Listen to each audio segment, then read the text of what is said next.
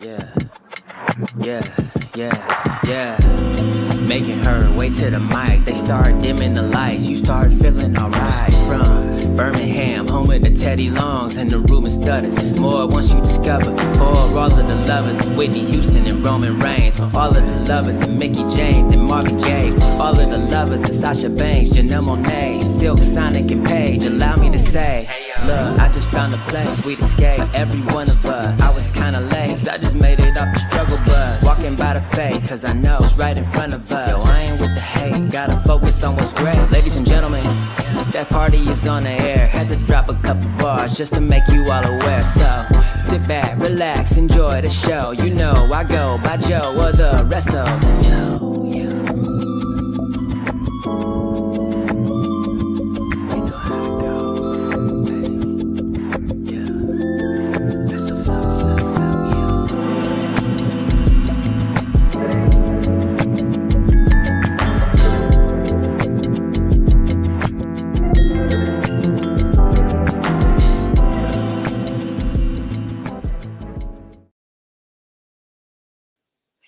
Hey y'all, welcome to a brand new episode of the Hardy Wrestling Podcast with your girls, Stephanie Hardy, and of course, Bianca Addison, the fabulous co-host. How are you, Bianca? It's been a week. Yeah. And I'm alive, I'm blessed, I'm highly favored, and we made it to Friday Eve, and today we have a great, amazing show, a lot to discuss around the world of wrestling, and I'm excited to dive in to get the show on the road. How are you, Miss Host, Miss Founder? I'm doing fine. I'll never get over you calling me Miss Founder because it just sounds so official and just sounds so good. But yeah, I'm doing okay. And there's just so much to cover and talk about in the world of professional wrestling. And even up until today, there was a lot of big news that hit the internet wrestling community that we are going to talk a little bit about. And it's just an amazing how even in the midst of certain pockets of positivity, there was always mostly something negative that has taken place in wrestling. And the first thing we're going to talk about, of course, this is our news and gossip-ish segment. Thank everyone for watching live. And of course, if you're going to watch this later, thank you for watching this later or listening to this later. But yeah, we're going to start with news and gossip-ish. And we have got to get into the drama, and I mean the big drama, that was Jade Cargill, the current WWE Women's Champion, and our Eradicator, our mommy, Rhea Bloody Ripley. So of course, if you may or may not know, depending on when you're listening to this or when you're catching up with your wrestling content, because I know everybody isn't able to watch everything live, Rhea Ripley has won the Women's Elimination Chamber match, which qualifies her for a guaranteed championship match against Jade Cargill at WrestleMania Vegas this year, which is a huge accomplishment for someone who is still very much as young as she is, accomplishing all the things and just wanting to be a dominant champion, right? Right, like she's in her late 20s, and it's just so crazy to think of her, of someone as young as she is, accomplishing as much as she has.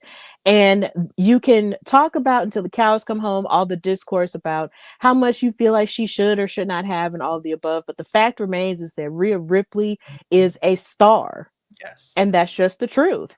Amen. So, and she has insane athletic ability. She's a beautiful woman. She represents a vast community of people, you know, who are different, who are gothic, who have that Amazonian build, who are just gorgeous. And yeah, she's just the main attraction at this point, male or female in WWE. So of course she has gone forth and won the Elimination Chamber match. So now she has a match against Jade Cargill over on SmackDown for the WWE Women's Championship. So in the midst of this, someone on Twitter, I don't know exactly the Twitter user's name, posted a picture of Rhea Ripley throughout the years at WrestleMania, all the WrestleManias that she has essentially been a part of. And Chelsea Green retweeted it and said, you know, that Rhea Ripley is proof that you can reach the top of the industry and still be a nice person. So she was just, you know, giving her a compliment, you know, being sweet, you know, and stuff like that, which is on brand for Chelsea Green, or at least for me, and how she's carried herself with me and with others. You know, she's a very nice person. And she's also a girl's girl. Yeah. So Jade Cargill, Uh-oh.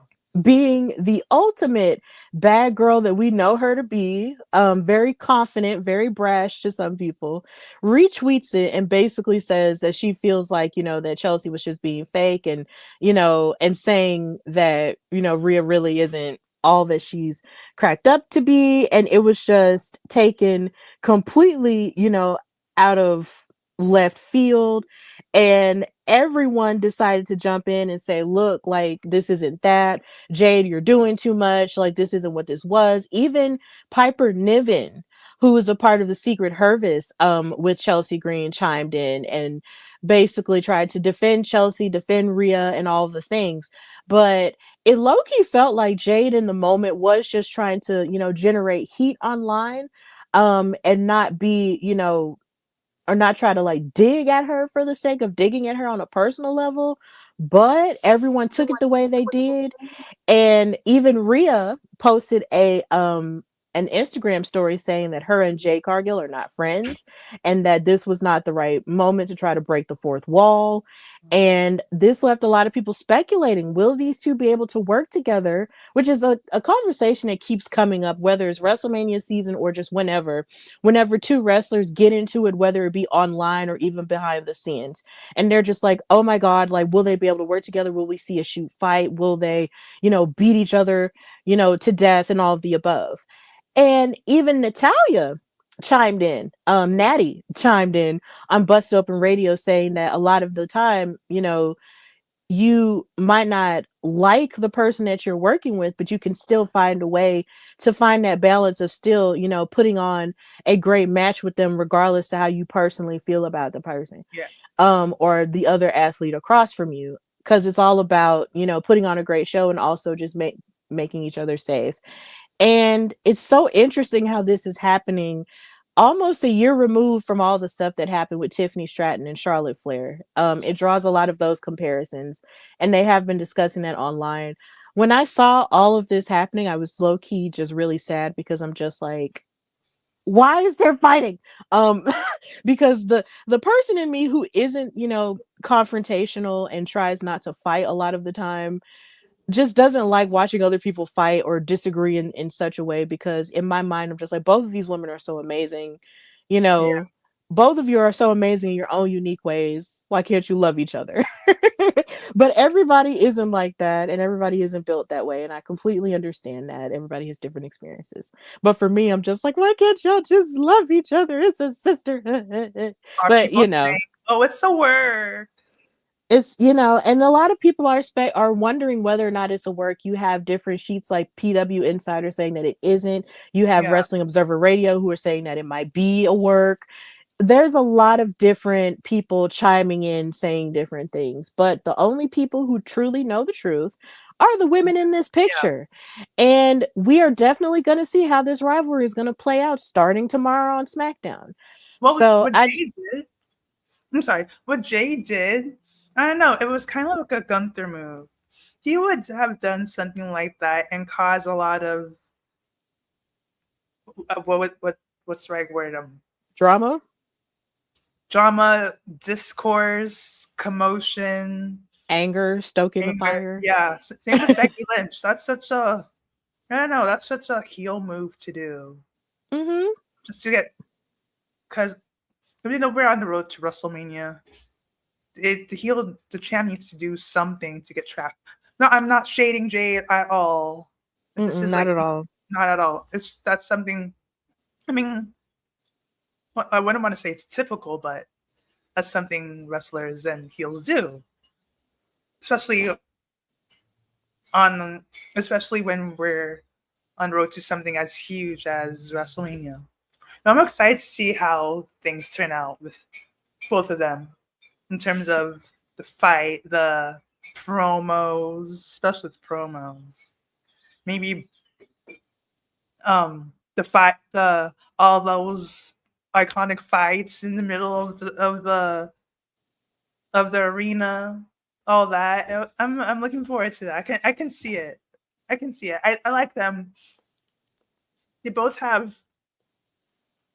We've seen Rhea as a heel. We've seen Jade as a heel. So both of them, and they're both powerhouses. And then they both have great fighting techniques, great mic work, and great presence. So them two, I like that. I like that. Yeah, I'm very excited to see what turns out between them as we move along with this WrestleMania, with the road to WrestleMania. I'm excited. I'm excited too because when we saw them on SmackDown backstage in that picture we just saw before Elimination Chamber, I was excited about the possibility of them fighting anyways, just on the sole purpose of them being who they are. They're both huge stars. They're both so gorgeous and muscular, and there was just a lot of big ego there between the both of them. And honestly, I was just really pumped to see it from a women's wrestling perspective. It's like you have two of the biggest women that you could ask for from a star power perspective going up against each other for the title. Like that just screams WrestleMania to me. So when Rhea won, I was excited because this is a match we haven't seen before. Two of these women are amazing. They're both amazing. They're both just so statuesque, and they just make you want to just stare at them all the time because they're so amazing. So I can't wait to see how this turns out. And the only thing that I hope is that down the road, peace can be found. But as this episode goes on, we continue to recap this week in wrestling, you're going to hear that peace might not always be the best option when it comes to certain things and people saying certain things. But either way, we're both excited for Rhea versus Jade at WrestleMania. It's going to be cool. And I just hope that everything is going to be okay. So Bianca back and Drew Winter for Jade. But that's a prediction. Okay.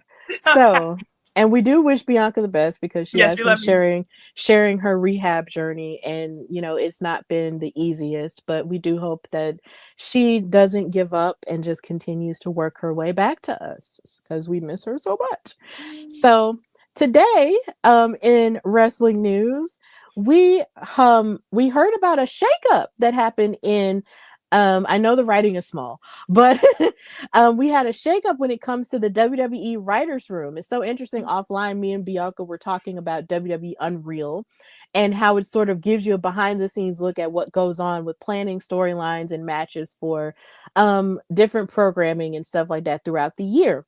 So it was reported by John Alba and so many other wrestling outlets that Alexandra Williams, who previously worked as a senior writer and producer for WWE, has now been promoted as of yesterday to vice president and lead writer for Monday Night Raw.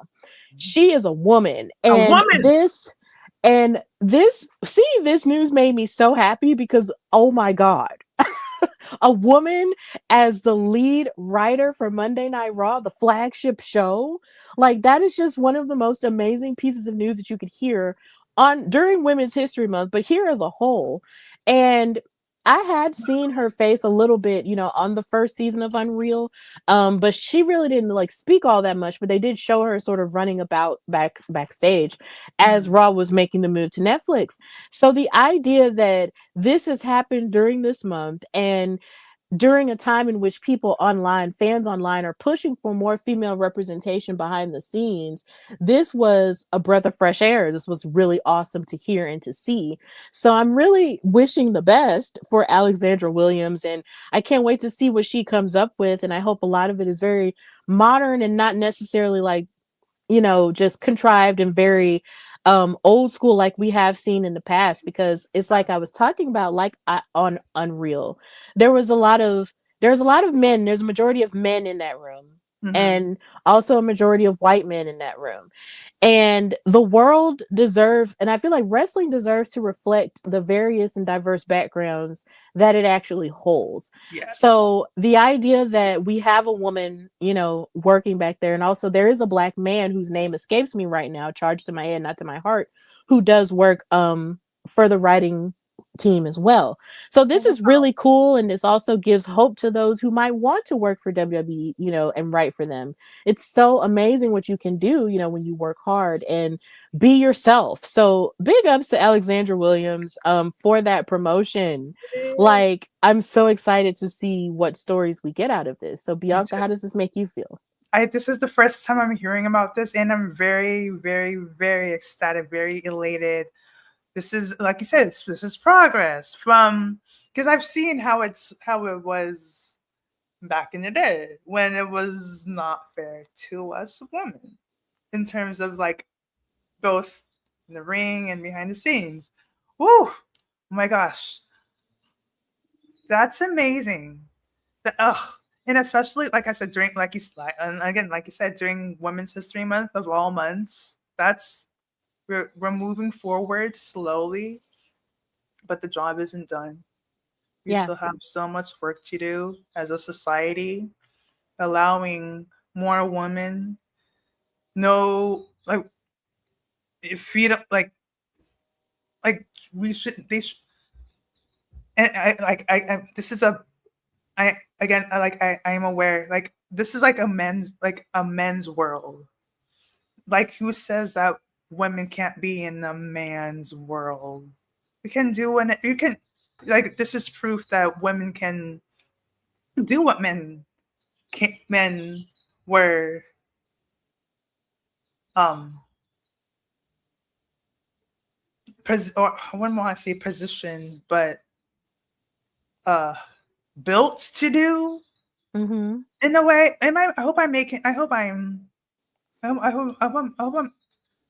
making sense.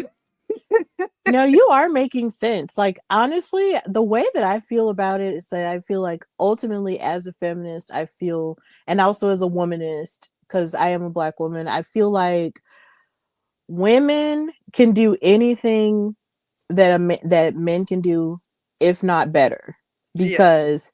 because there's just no limits to our creativity. There's no limits to how we get stuff done, because where certain people have certain limits as to how they do things or how they were taught to do things, women are sort of designed and taught, even from a young age, to be more um flexible and more um agile is not the word I'm looking for, but we're sort of taught to wear different hats and be able to multitask and do different things at a time. And people underestimate that when it's Yeah. not in the home.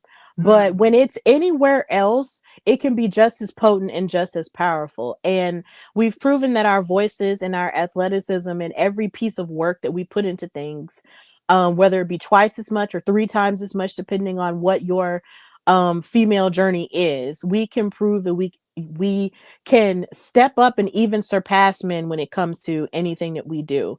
And yeah, wrestling has been a very masculine thing for so very long, Yeah. but it's also been a very feminine thing for almost just as long as well, because you have the Mildred Burks and the Mae Youngs of the world, who struck out and wanted to wrestle when it was illegal in certain places for women to wrestle.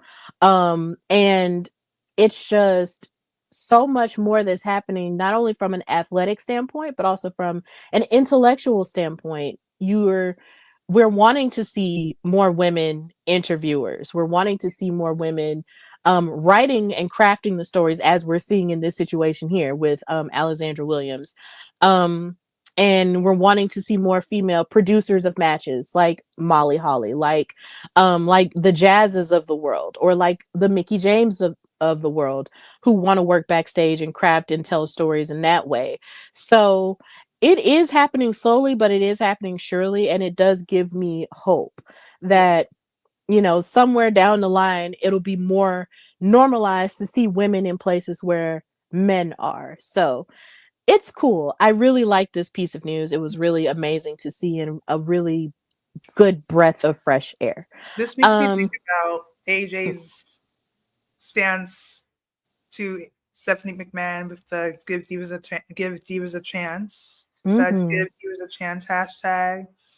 That was like the catalyst of where we are today, and because of that, we have this amazing news that a woman is the lead writer for the number one most televised sports. What does Michael Cole say? Sports. The What am number one weekly television, the weekly television program. Yeah, Yeah.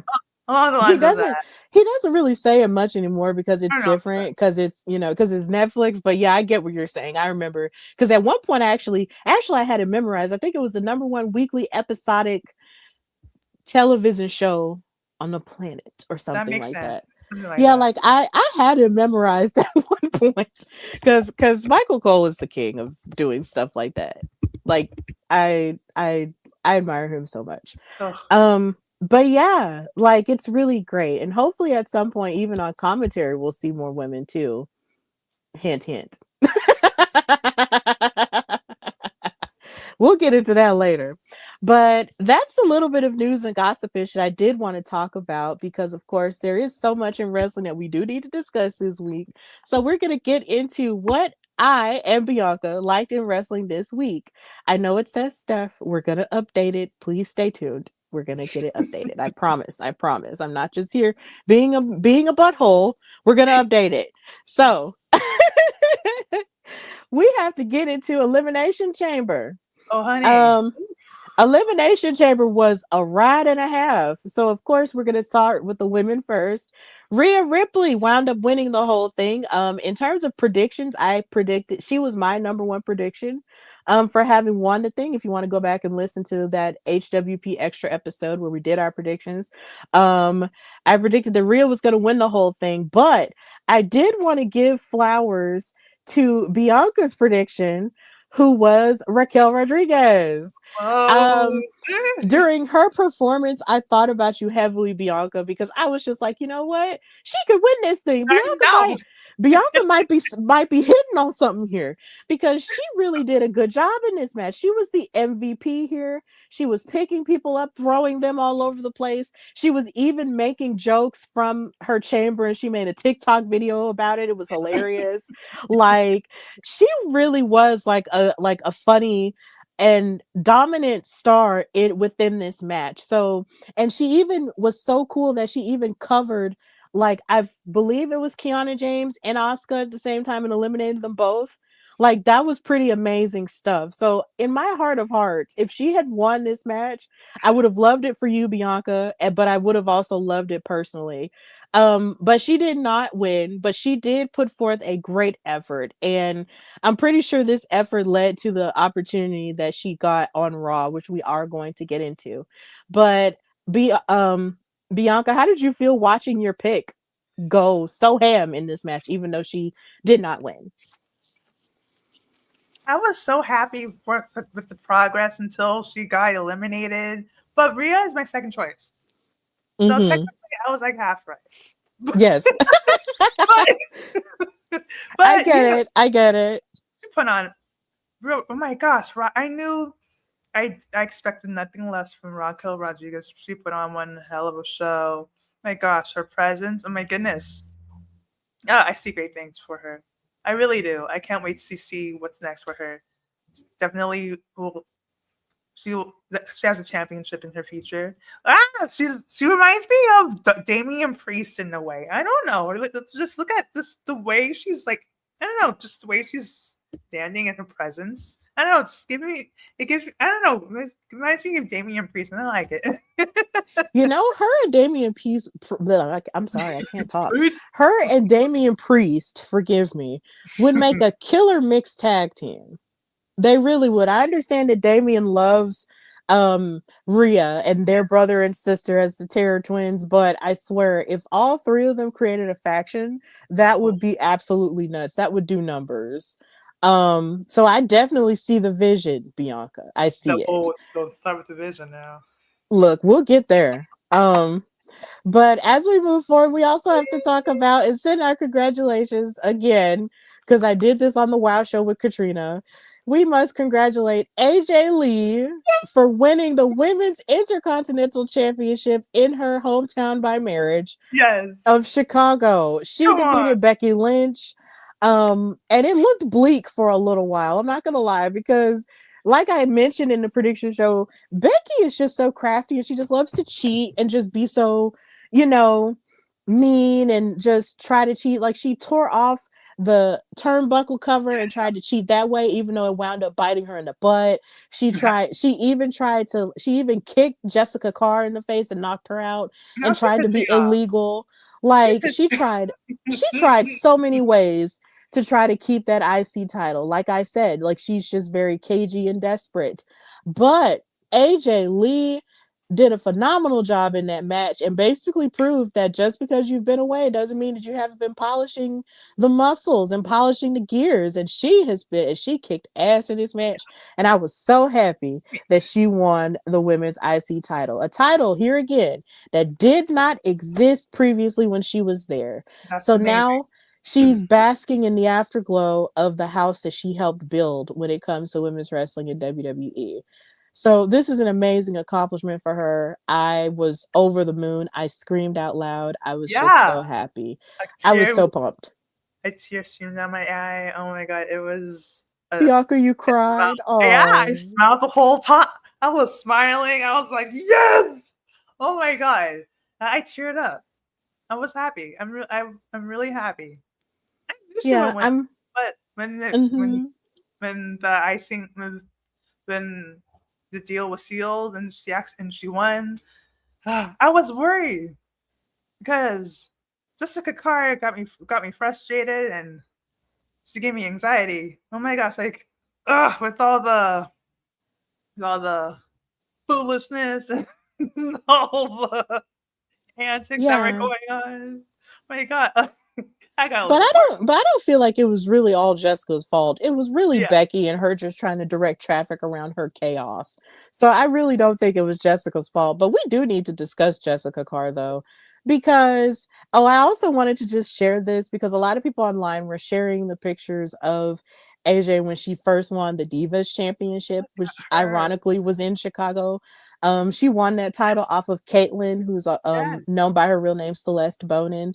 The Chick Busters, that was an insane feud. But she won this title and it was so long ago, like close to maybe 14 years ago. And then now, of course, you fast forward here and now she has this title and it's so surreal. It's like being in Chicago and seeing her and CM Punk doing the thing in WWE just feels like a parallel universe you got to see rip off and start, and you're just sort of living in the afterglow of it, and it's just really really nuts. So This just shows we have lived many lives yes, and we are like this feels like we're like in an like alternate universe. Like are we back in high school or something? Like all the people we watched when we were teenagers are back. or in my case, back in college. Oh god. My God. No, it's okay. No, it's okay. I embrace that. Like I was in college, like during the initial big run of AJ as a heel, and Mhm. her winning the Divas title. So I fully embrace the fact that, that I was deep in the fandom when all of this was going on. So it's really life changing. It's like level 1 of adulthood, and then you're in level 2 of adulthood, and these people are back. Like, oh my God. It's crazy, but we love it. So Yeah. big ups to AJ. You deserve the Yay. things. This And can you go I back to just the wanted photo? to share this picture right here because this suplex, actually no, this was like a submission of sorts, but it was absolutely nuts. And she was on her tippy toes in these Chuck Taylors. And when I tell you being on your tippy toes in Chuck Taylors is not easy, It's not. it's not. And she was in these boots that were so cute. I have a pair of Chuck boots, but these were super cute because they were pink and black. And I was just like, oh my God, AJ, slay me with your Converse fashion. Oh, oh, I love it. I love it. Oh, she was so great. Yeah. Hey, we got But 2 photos. not right. No, well, where I are we just going wanted to back? say that the photo, this one, it's just too nostalgic and just brings back memories. That was all. I know. Oh my god! And I had that T-shirt and lost it. Oh, Oh, the Love Bites era. Good God, what a time to be alive. yeah. So yeah, but we do have to discuss something that I am very curious about when it comes to suits and people in charge and officials of things. And Mm. the first part of it comes with Becky and Jessica Carr. Um, Becky, now that she has lost the women's intercontinental title, there is just so much that was happening within this match that wasn't even all of her aggression was going towards AJ, but a good portion of her aggression was also coming at Jessica Carr. Yeah. And storyline wise, Jessica has been the referee for most of Becky's matches during her women's IC title run. And Becky has been outwardly accusing Jessica of being a crooked referee, being against her, counting her out, and just essentially just keeping her down or keeping the man down of sorts. And it got so bad that even in this match at Elimination Chamber, she accidentally kicked her in the back of her head and knocked her out for a while and just hunched her shoulders afterward as if to say, I really don't care that I knocked you out, so now I can do what I want. So knowing Jessica's past, because she used to be a wrestler before she signed on as a referee in the Mae Young Classic, because that was where she made her debut in the very first Mae Young Classic. Is that right? Yeah, you should, Bianca. If I'm going to recommend any viewing for you, you need to watch the Mae Young Classics. Okay, I remember. There were 2 of them. Yeah, you got to watch them. I remember watching. I just didn't. I paid attention to those who I know, but like Yes. those who I didn't know, she definitely like slipped my mind. Oh yeah, But like she was. wow. Yeah, she was a referee in that, and she has a past, when it comes to her wrestling career. And it's just that with the way that Becky keeps picking at her, it just makes me wonder, are we going to see Jessica Carr take off and trade her referee stripes for, wrestling gear? Are we going to see Jessica Carr versus Becky Lynch at WrestleMania? I would love that. Oh my god. Like, I would love to see it. Because she just keeps picking at her. She keeps questioning her integrity as a referee and keeps picking on her and hitting her and all of these things, and and trying to destroy her reputation on social media. It's just something that just makes me wonder, like, are we going to see these 2 women fight? And if we are, how soon can we make it happen? I don't see why this wouldn't happen anytime soon. I definitely see it. Oh my gosh. How violent, or not how violent, how is Jessica Carr's, well, before I watched the Mae Young Classic, how is her fighting style? Well, she didn't fight in the Mae Young Classic. She was a referee in the Mae Young Classic. She was a referee. Okay. But before she started with WWE as a referee, she had a wrestling career. Good. Yeah. Okay.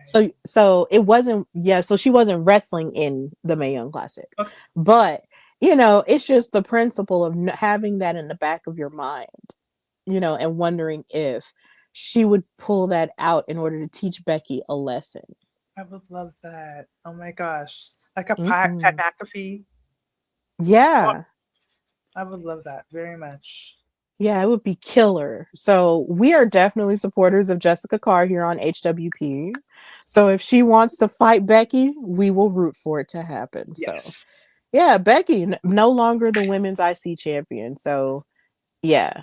And it's not just us saying it. Other people are saying it. The Bleacher Report said it. Sports Illustrated said it. Oh my God, everywhere is saying it. HWP said it. We're saying it. You're no longer the women's intercontinental champion, ma'am. So yeah.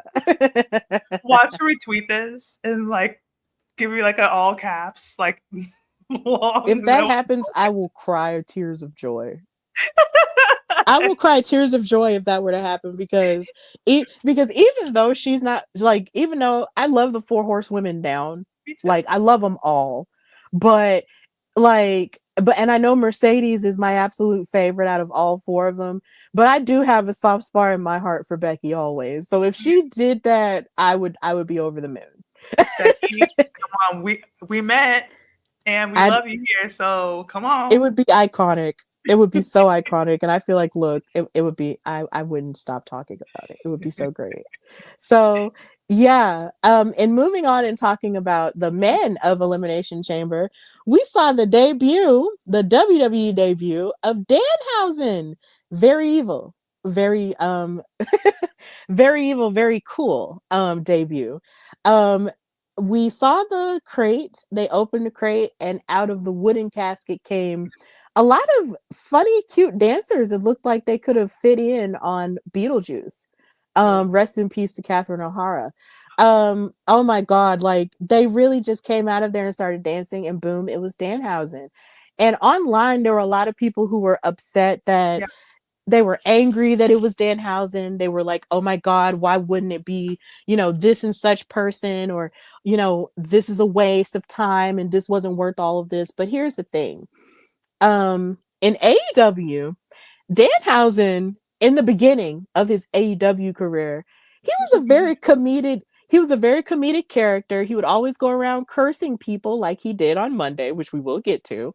And he was just really hilarious with all of his antics backstage, even though as far as I know, like he would wrestle matches, but it wouldn't be like anything like too serious.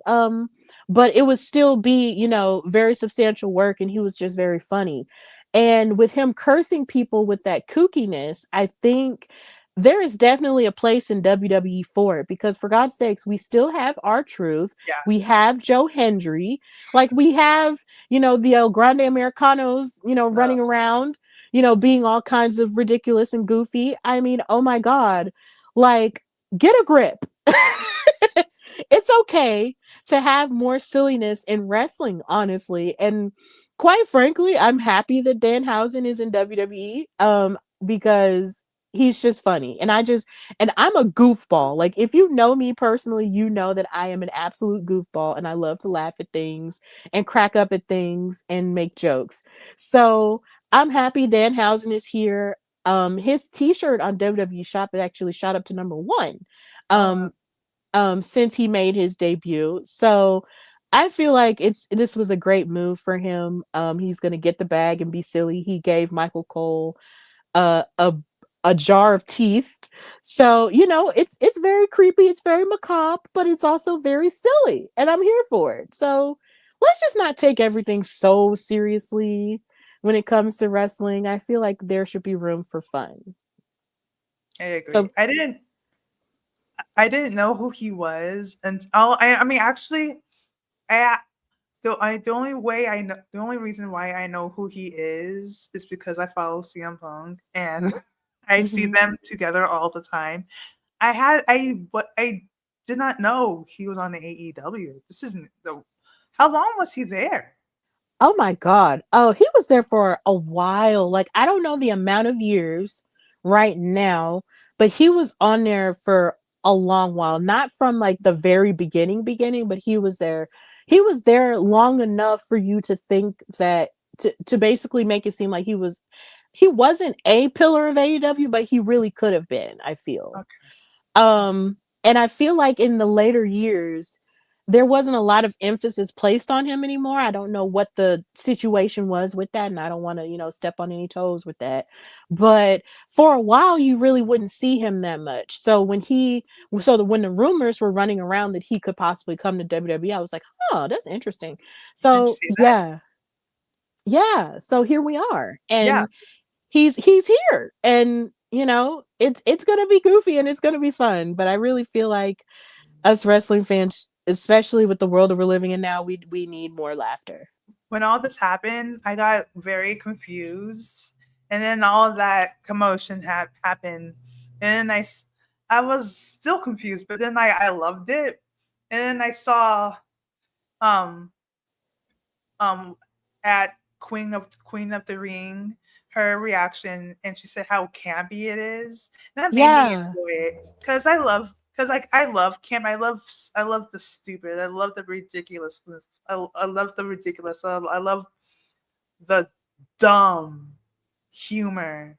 I love the unseriousness of it all. And he, I'm excited. I saw videos of him giving CM Punk shirts with him and AJ and Bret Hart. And Mhm. he's really stupid, but like really funny. And like I I love I the stupid humor is my favorite humor. Yeah. Exactly. And yeah, it definitely has a place there. And also shout out to Queen of the Ring, Alex. I have had her on my show before. And Oh, she and I, are pretty good friends in the wrestling space. So I'm really glad her reactions are top tier. So I really love that you watched her and her reactions because oh she's yeah. awesome. She's a She's great great. person. Yeah. So yeah, like it is very campy. Danhausen is very campy. And I feel like if you can't be campy in wrestling, then where in the hell else can you be Yeah. campy? Exactly. Can I get an amen? Hey. But Oh gosh, that was just a RuPaul. I couldn't control it. yes, thank you I very much. couldn't control it. Okay, it just comes out of me. Like I loved it. If I you love can't love drag. yourself, how in the hell are you gonna love somebody? Hell. Exactly. And speaking of Mhm. loving yourself and loving where you're from and loving your background, let's get Dude. into CM Punk, Oh my okay? god. With this homecoming, oh my God. So I have to tell you my journey with his entrance, okay? Okay. So I was watching it with my dad. Shout out to Daw. Oh. I was watching Elimination Chamber. And so Finn makes his entrance. Finn Balor makes his entrance. And then the arena gets dark. Mhm. And so all of a sudden, all you hear is the music start that CM Punk started with, because it didn't start with Cult of Personality. No. It started with the Chicago Bulls theme of the 90s. And all you hear is do do do do do do do do do do do do. I popped so hard because I grew up during that era. My daddy had the Michael Jordan jersey of the Chicago Bulls. I am in love with Space Jam. That is one of my favorite childhood films. And of course, that was during the heyday of Michael Jordan's stardom with the Chicago Bulls. So, and then hearing that music, it just took me back to the time I watched the Last Dance documentary. Mhm. So yes, because during the pandemic, of course, there weren't any sports going on. Yeah. So any documentary about sports, ESPN was putting it out, on an episodic basis to give Yeah. us people something to watch. And of course, if you weren't, of a sound mind back then in the 90s, you didn't know all of what was going on. Right. So I watched every episode of the Last Dance documentary and Yeah. I loved it. It's probably Mhm. one of the best sports documentaries that's ever been made. Agreed. Um, I will die on that hill. And, and it was just really great to see, all of which Michael Jordan and the Chicago Bulls had to fight through, and even seeing people who are relevant to basketball today. I did not know that Steve Kerr, who is Yeah. the coach of the Golden State Warriors, was a part of that team. I had Yeah. no clue Same. because growing up, all you heard was the MJs, the Mhm. Scottie Pippens, and the Dennis Rodmans of it all, and his wrestling lore, which they did discuss on the documentary too. Yeah. But yeah, so taking all of that knowledge and applying it to this situation with CM Punk and his entrance with Chicago, with Ray Clay, the announcer who would introduce the Chicago Bulls players back then with the song. It was Chicago sports lore and it was amazing. And I'm not even from Chicago, but it was so Same. amazing. That's what I I was like, said. excuse me, I'm not even from here, but I love it. Like, I am from Birmingham, I'm from the South, I'm but from Los baby, the way that entrance hit, I swear to God, it was so amazing. And then you had Punk come out with his Mhm. trunks, which was made for the Chicago Blackhearts, because that's his hockey team. And then he had his jacket that said Larry Forever, and I was like, oh. So it was very Chicago, made Punk, and it was just so beautiful. It was one of the most cinematic entrances I'd ever seen, and then it goes into Cult of Personality, and he makes his entrance, and everybody in Chicago was crunk, but water is wet, and it was just amazing. And the match was really great too. As Mm-hmm. sad as I was that Finn Balor lost, because I didn't want him to lose, I really didn't. I'm sorry.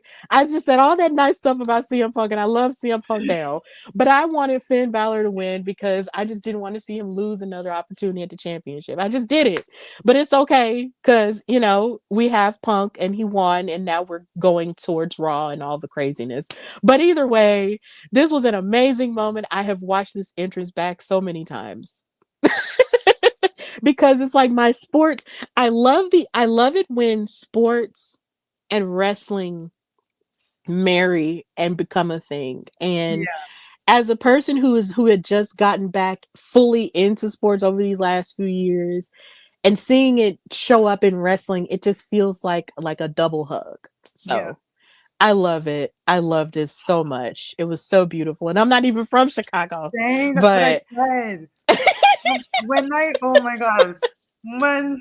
Okay. So I was standing the whole time. When the whole entrance, I cried the whole time. oh, you're so passionate. I love Like uh, there's like there's like a typical entrance, yeah, but there's like a CM Punk homecoming entrance. Like it. Hmm. of all, there was I have there was no dry eye from all the CM Punk homecomings, from the return to all of it in the last few years. All the returns, I cried, and I just remember just hearing. I just remember when he came back, and then like everyone was shouting "CM Punk, CM Punk" while he was on his knees, just looking around. I don't know, this is just something so special about it. I don't know, just the hero is back, and it's just very beautiful and amazing and powerful. Then every time I watch it, I cry every time. And again, I'm not even Yeah. from Chicago. It's just very Right. powerful. He's a person who came from a small town, and I know what it's like to come from a small town with nothing, and to be an outsider and a so-called loser, someone who doesn't fit in. He represents us, and that's why I hold him so close to my heart. And just in, it was just I was my I that whole I haven't watched it back. I'm still recovering. That's all right. That It is was just all right. Do you understand? Yes. I don't call him my hero for nothing. And my loyalties are with him forever and ever. No matter how low he can go. We'll talk about that. Oh, Bianca. Oh, Bianca. It's so I love him so wonderful. much. Oh my I god. Yes, I appreciate and I love your passion.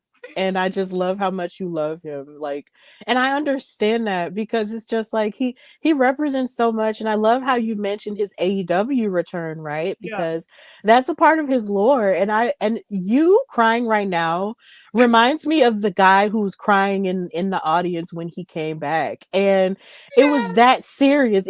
Like a lot of people will look at that and be like, "Oh my god, is it that serious?" Yes, it's that serious Yeah. because there was a point. Like CM Punk was a lot of people's like go to and favorite for so many different reasons during his initial run. And Yeah. so when he left, just like when any person's favorite wrestler leaves a place or leaves their profession, it makes you sad and it leaves you with like a hole in your heart a little. So when you see them make that return, you know, it does something to you. It fills something, it fills that void that was there. Yeah. And when he made that AEW return, I couldn't believe it. I was in deep shock. I was like, oh my God. Like, and it was the worst kept secret in wrestling because everybody online was like, CM Punk is going to come back. He's going to come back to AEW, blah, blah, blah, blah, blah. And then when he actually did, I was like, whoa, okay. Yeah. You know? So it was, and what's so beautiful is I feel like only CM Punk can have can have 3 comebacks. Not even a comeback, because of course this was a homecoming for a match, of course. Yeah. But only CM Punk can come back multiple times to Chicago and still elicit that type of response and that type of emotion that you had. Because for him to come back at AEW at the United Center and, you know, make people feel how they felt, and then come back at the same place Allstate where he Arena. returned. No, and So, then come back at the Allstate Arena, you know, at Survivor Series where I was blessed to be at. And then for him to come back to the United Center again and where do the he, Chicago Bulls thing, yes. like, oh, CM Punk is a special person. He's a special soul who was made specifically for this moment and made specifically for wrestling. And he just has the juice. And I know he uses that word a lot, but that's he just has the juice, and he just has it in a way that is uniquely and only his. And yeah, he just has it. He's just 100% authentic. He's himself, and he's just a special human being. I see He no just racist bone in his body, not one. exactly, like, and he's a kind soul, even though deep down, and even though of course, you know, from the outside he might appear to be, you know, a hard, you know, person, because you see this man with all these tattoos with his gray hair. He looks very like very rugged, you know, but he's the best. He's the best person. And I feel like, yeah, God was showing off when he made him, I swear. He He was walked, showing off when he made a lot of people, but he showed yeah, off when he made Punk, honey. he walked, yeah, he walked past me the first day, the day I met Aiden for the first time. Like, he literally walked past me. I was I was I was at the back of the comic book store, Mm-hmm. and one of the workers said, "Excuse me." So I turn around and I see this cart with flowers. I was like, what is going on?" And then I look up, and then I go like, because it was CM Punk walking with Larry in the cart with flowers he gave to his wife and her partner that day. So I was at the right place at the right time. But I'm the universe, you know, do your job. I've been a good girl. I deserve it too. Just make it happen already. Embrace it. I've been good.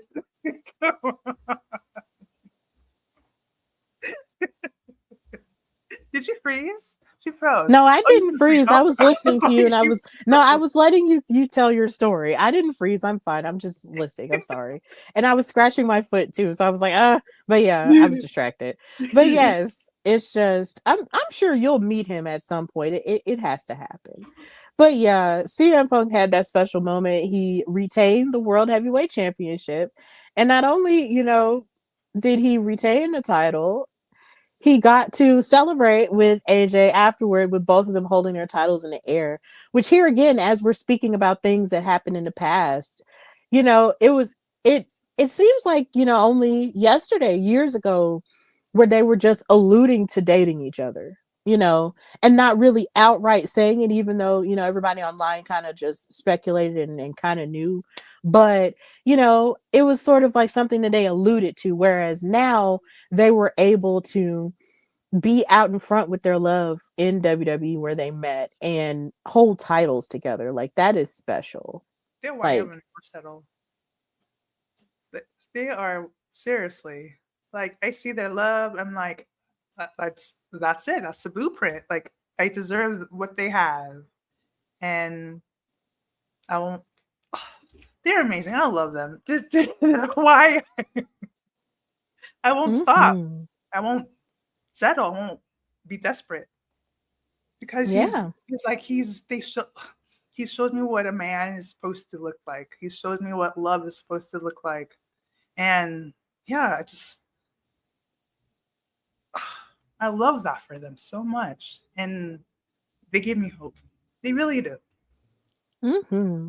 And you deserve to have that hope. Everybody has, deserves to have that hope for the best kind of love that fits them and, to a T. So you'll have it. And I believe that. So in moving forward, and talking about more things that we love about Elimination Chamber, Oh Lord have mercy. Randy Orton Mhm. won for the men.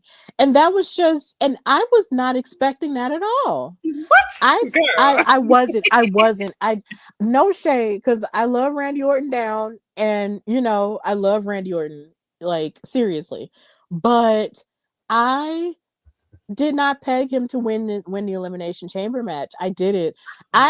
My prediction was Trick Williams, honestly. Okay. Yeah. My prediction was Trick Williams. I felt like Trick versus Drew McIntyre would have been an amazing match. Mm. So, yeah, my pick was Trick Williams, but I wasn't mad that it was Randy because he had been sort of wanting to go for another title for the longest time. So I wasn't upset about that at all. I wasn't. And then I was impressed with the last sequence of the match where Drew McIntyre decided to interfere and ruin Cody's chances. And then Randy winds up like hitting Drew McIntyre and then hitting an RKO on Cody Rhodes in order to win the match. And do you know how locked in you have to be to hit those moves in a succession of each other and then win the whole thing? Randy said, y'all gonna put respect on my name, dang it. Okay. That's what Randy said. He was like, y'all gonna put some respect on my name. And then Right. he won the match in front of his wife and one of his kids Oh too. my God. Because I they love were in the that. audience. They were in the pod right behind him. Yes. So I thought that was amazing too. That was a nice little touch. So Randy won the men's Elimination Chamber match. And I enjoyed both Elimination Chamber matches. I think the only thing I didn't like about the men's chamber was just the fact that Logan Paul was eliminating so many of our faves. Can you? Devastation.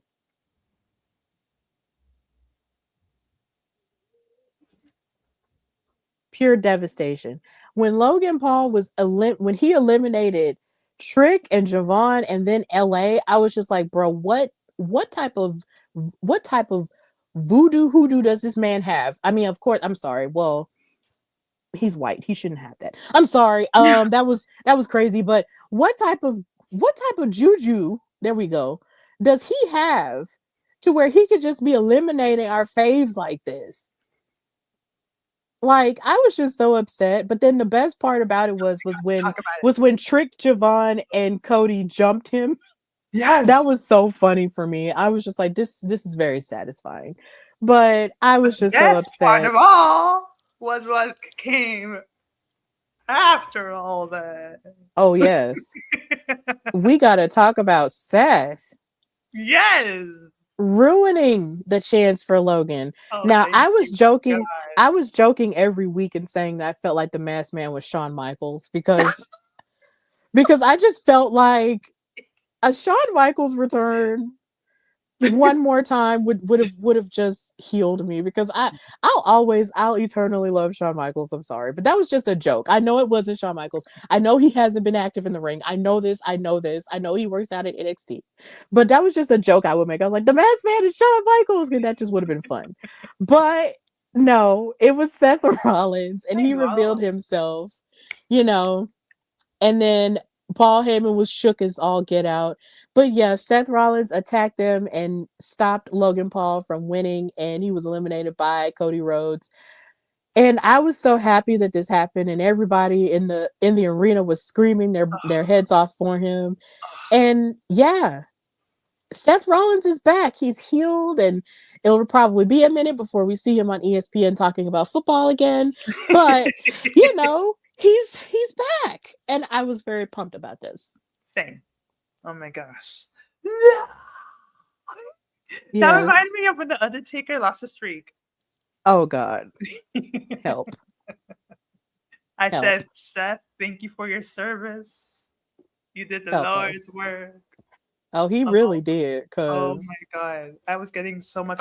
After the third, I was starting to lose all hope, me and then too. that happened, and then I started to breathe again. Breathe again. Breathe Yes. again. Have you seen that Yes. Lifetime show, the Lifetime movie? I have not. It's We're not we're not going to get into it here, but I do love Toni Braxton. She's an icon. yes. But yes, I was very pumped about this. But then we also have to get into the Drew McIntyre of it all, because he has been ruining opportunities for Cody Rhodes and for Jacob Fatu left and right, and it's assumed that he also attacked Jay Uso, even though a lot of people still think it was the Vision. But here again, this is another situation where we might see somebody come out of their suit and out of their professional bag, because you have Nick Aldis, who was very upset at what Drew McIntyre did in order to interfere in that match. And so during the post show, he got it. Drew McIntyre got in his face after Nick Aldis announced that he would be defending his undisputed WWE Championship against Cody Rhodes at SmackDown tomorrow, which adds another wrinkle to things, because of course Randy won the Elimination Chamber, so whoever wins that match tomorrow night goes to WrestleMania. And but the thing is, I wanted Nick Aldis to announce that he wanted to face off against Drew so bad. I I thought, wanted Nick Aldis to say, look, since yeah, you're not going to get it through your thick skull what these rules are, I'm going to fight you. Because here again, Nick Aldis has a great wrestling resume before he was a general manager in WWE. This man this was the man, longest, yes, Nick Aldis was the longest reigning, I believe, as it stands now, if not one of the longest reigning NWA World Heavyweight Champions. He had a faction known as Strictly Business with Camille and her husband Thomas Latimer, in NWA as well. And of course, we know he's the husband of Mickey James. that So, really shocks me. so in the midst of this, it's just like seeing him transition over to being a suit, as a SmackDown general manager has been cool, because he just has that cool factor. But there's always that part of me that just wonders if he's going to wrestle at some point. But with the way he keeps getting in Drew McIntyre's face, could we see Nick Aldis versus Drew McIntyre WrestleMania? I would love it. I would love it. Could this be the WrestleMania we are seeing people come out of their suits and their stripes to let people know what the F is going on? I would love that. Me I really too. would. Oh my gosh! Now, wow, how wow, he looked wow. Yeah, he snatched that He jacket off can. and his muscles were just like bulging out of his dress shirt. And I'm just like, this man can still go. I I want to see. really feel like he could still go. I want to see what he's all about. Just like Jessica Carr and Becky Lynch. I would, Mm-hmm. and they're both.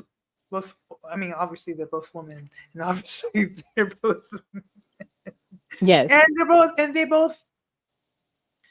I was about to say they're both immigrants, so that's special. Aren't they both? Oh yeah. Aren't they both on the European? Yes, yeah, Becky, Drew, and Nick are all European. I would love that. Yeah, of Amazing. course, being from different parts of Europe, yes, because of course, Drew is Scottish, Becky is Irish, and Nick Aldis, I'm not sure what part of Europe he's from. It might be the UK. I'm not entirely sure. Charges to my head, but not to my heart. But either way, they're all European, and that's awesome. So, yeah. Knowing that Nick Aldis also used to wrestle, wow, that makes me look at it Yeah. a different light now. I want to see his Mhm. wrestling. I want to see his old wrestling clips now. See what Oh he's all yeah, about. please. Yeah, look it up, because Mr. Man, yeah, he kind of has some stuff going on. Stephen Brown on YouTube saying, "Great pod, love what you're talking about." Thank you so much for that. Thank you Wow. for that great compliment. Thank you. So yeah, I'm just really interested to see where this goes. Everyone is getting heated. That's just the general consensus of this episode and of wrestling as a whole. Everybody is heated and angry at each other. So yeah, Seth is back, but now we're going to move into Raw. the Raw after Elimination Chamber. And before we talk about Natty, I just want to hold space for Jackie Redmond. Oh, Um, this woman, I love her. I love her. She's so talented and she's so beautiful, and she's just really great. yes. And this outfit was fire. And I know she looks distressed in this photo because what Natty was saying about Maxine Dupree was very distressing. But I just wanted to hold space for Jackie Redmond because I'm such a fan of hers. And she's just so cool. And when it comes to broadcasting, like, she's just one of my go-tos that I am inspired by to a degree, along with And so her, many others. and her interviewing style. Oh my gosh. Yeah, The way she's the way she holds an interview. Oh my gosh. Did you see her interview with Cody Rhodes at John Cena's final match? I did. Oh my God. Are you Yeah, kidding me? she holds space for humanity, and I love that. Like, as an interviewer, like, she holds space for humanity within the sports. And I know there are a lot of people who do that, and there are some people who don't do that, but the way she does it in wrestling is just so wonderful. The one, like, that interview she had with Cody was great. It was heartfelt, Yeah. and the way she conducted it was superb. It was absolutely superb. Um yeah, love her. But we love Natty too. But in this promo, which aired during the commercial break of Netflix, because in the United States, we have ads. Um, Mhm. she cuts a promo essentially calling Maxine a bimbo, and she said that she tried to turn a bimbo into a killer, but now they're trying to turn this killer into a bimbo. And I was just like, Natty, the disrespect. Like, she is just not playing with us this go round. So I think at this point, after she knocked out Maxine in her last match, I feel like they might either have a no holds barred match or maybe even a submission match or something like that. But either way, I just, I need Natty is crazy. That's all I can say. I feel like Natty, like, I'm glad we're getting this version of Natty, but she is unhinged, hun. Yeah, oh my gosh. I mean, it's a little too scary. That's just a tad scary. What I Steven is like saying he wants a street fight. street Oh fight God. and no sticks and everything and trash cans. Yeah, that would be crazy. Or Actually, ironically enough, on Netflix, not on Netflix, but NXT Vengeance Day this weekend, Blake Monroe and Jada Parker will be in a street fight. So there is that part, but I don't know. I just feel like with the Natty being in a submission match against Maxine, or a no holds barred match with Maxine, just fits into the narrative of her being a trained wrestler, and her training Maxine and just taking it back to the basics. So that's why I said that from a nerdy perspective in that way. But yeah, it's getting really intense, but it wouldn't just stay intense with Natty. That intensity and that low vibration would continue throughout the rest of the night, Mhm. as we saw. Well, AJ, this wasn't low vibrational. This was great. She cut her promo and essentially said that the fans, pushed her to believe in herself to become a champion again, and she is taking on all comers to challenge her for the women's intercontinental championship. Not saying that it's really an open challenge like we've seen over the past couple of months, but she's just really open to anyone who wants to face her for the title, which led to Adam Pearce announcing on Raw that there will be a number one contenders gauntlet match starting on next Monday for the contendership for the women's intercontinental championship, involving Lyra Valkyria, Bayley, Io Sky, Raquel Rodriguez, who we mentioned earlier as the MVP of the Elimination Chamber match, Asuka, and Ivy Nile. This is amazing. Especially with the backstage segment that Lyra and Bayley had, where Lyra was encouraging Bayley to go for an opportunity and talk about being in line for the IC title. This was really great. I think at this point, I want Bayley to challenge. I want Bayley to win this match and become number one contender, to face off against AJ, because that's low-key a dream match right there. Oh yeah. Like, when you think about women's wrestling dream matches, It doesn't get any better than Bailey versus AJ. And AJ I even said just, it. huh? And AJ even said it. Yeah. So I I hope that happens that way. Me too.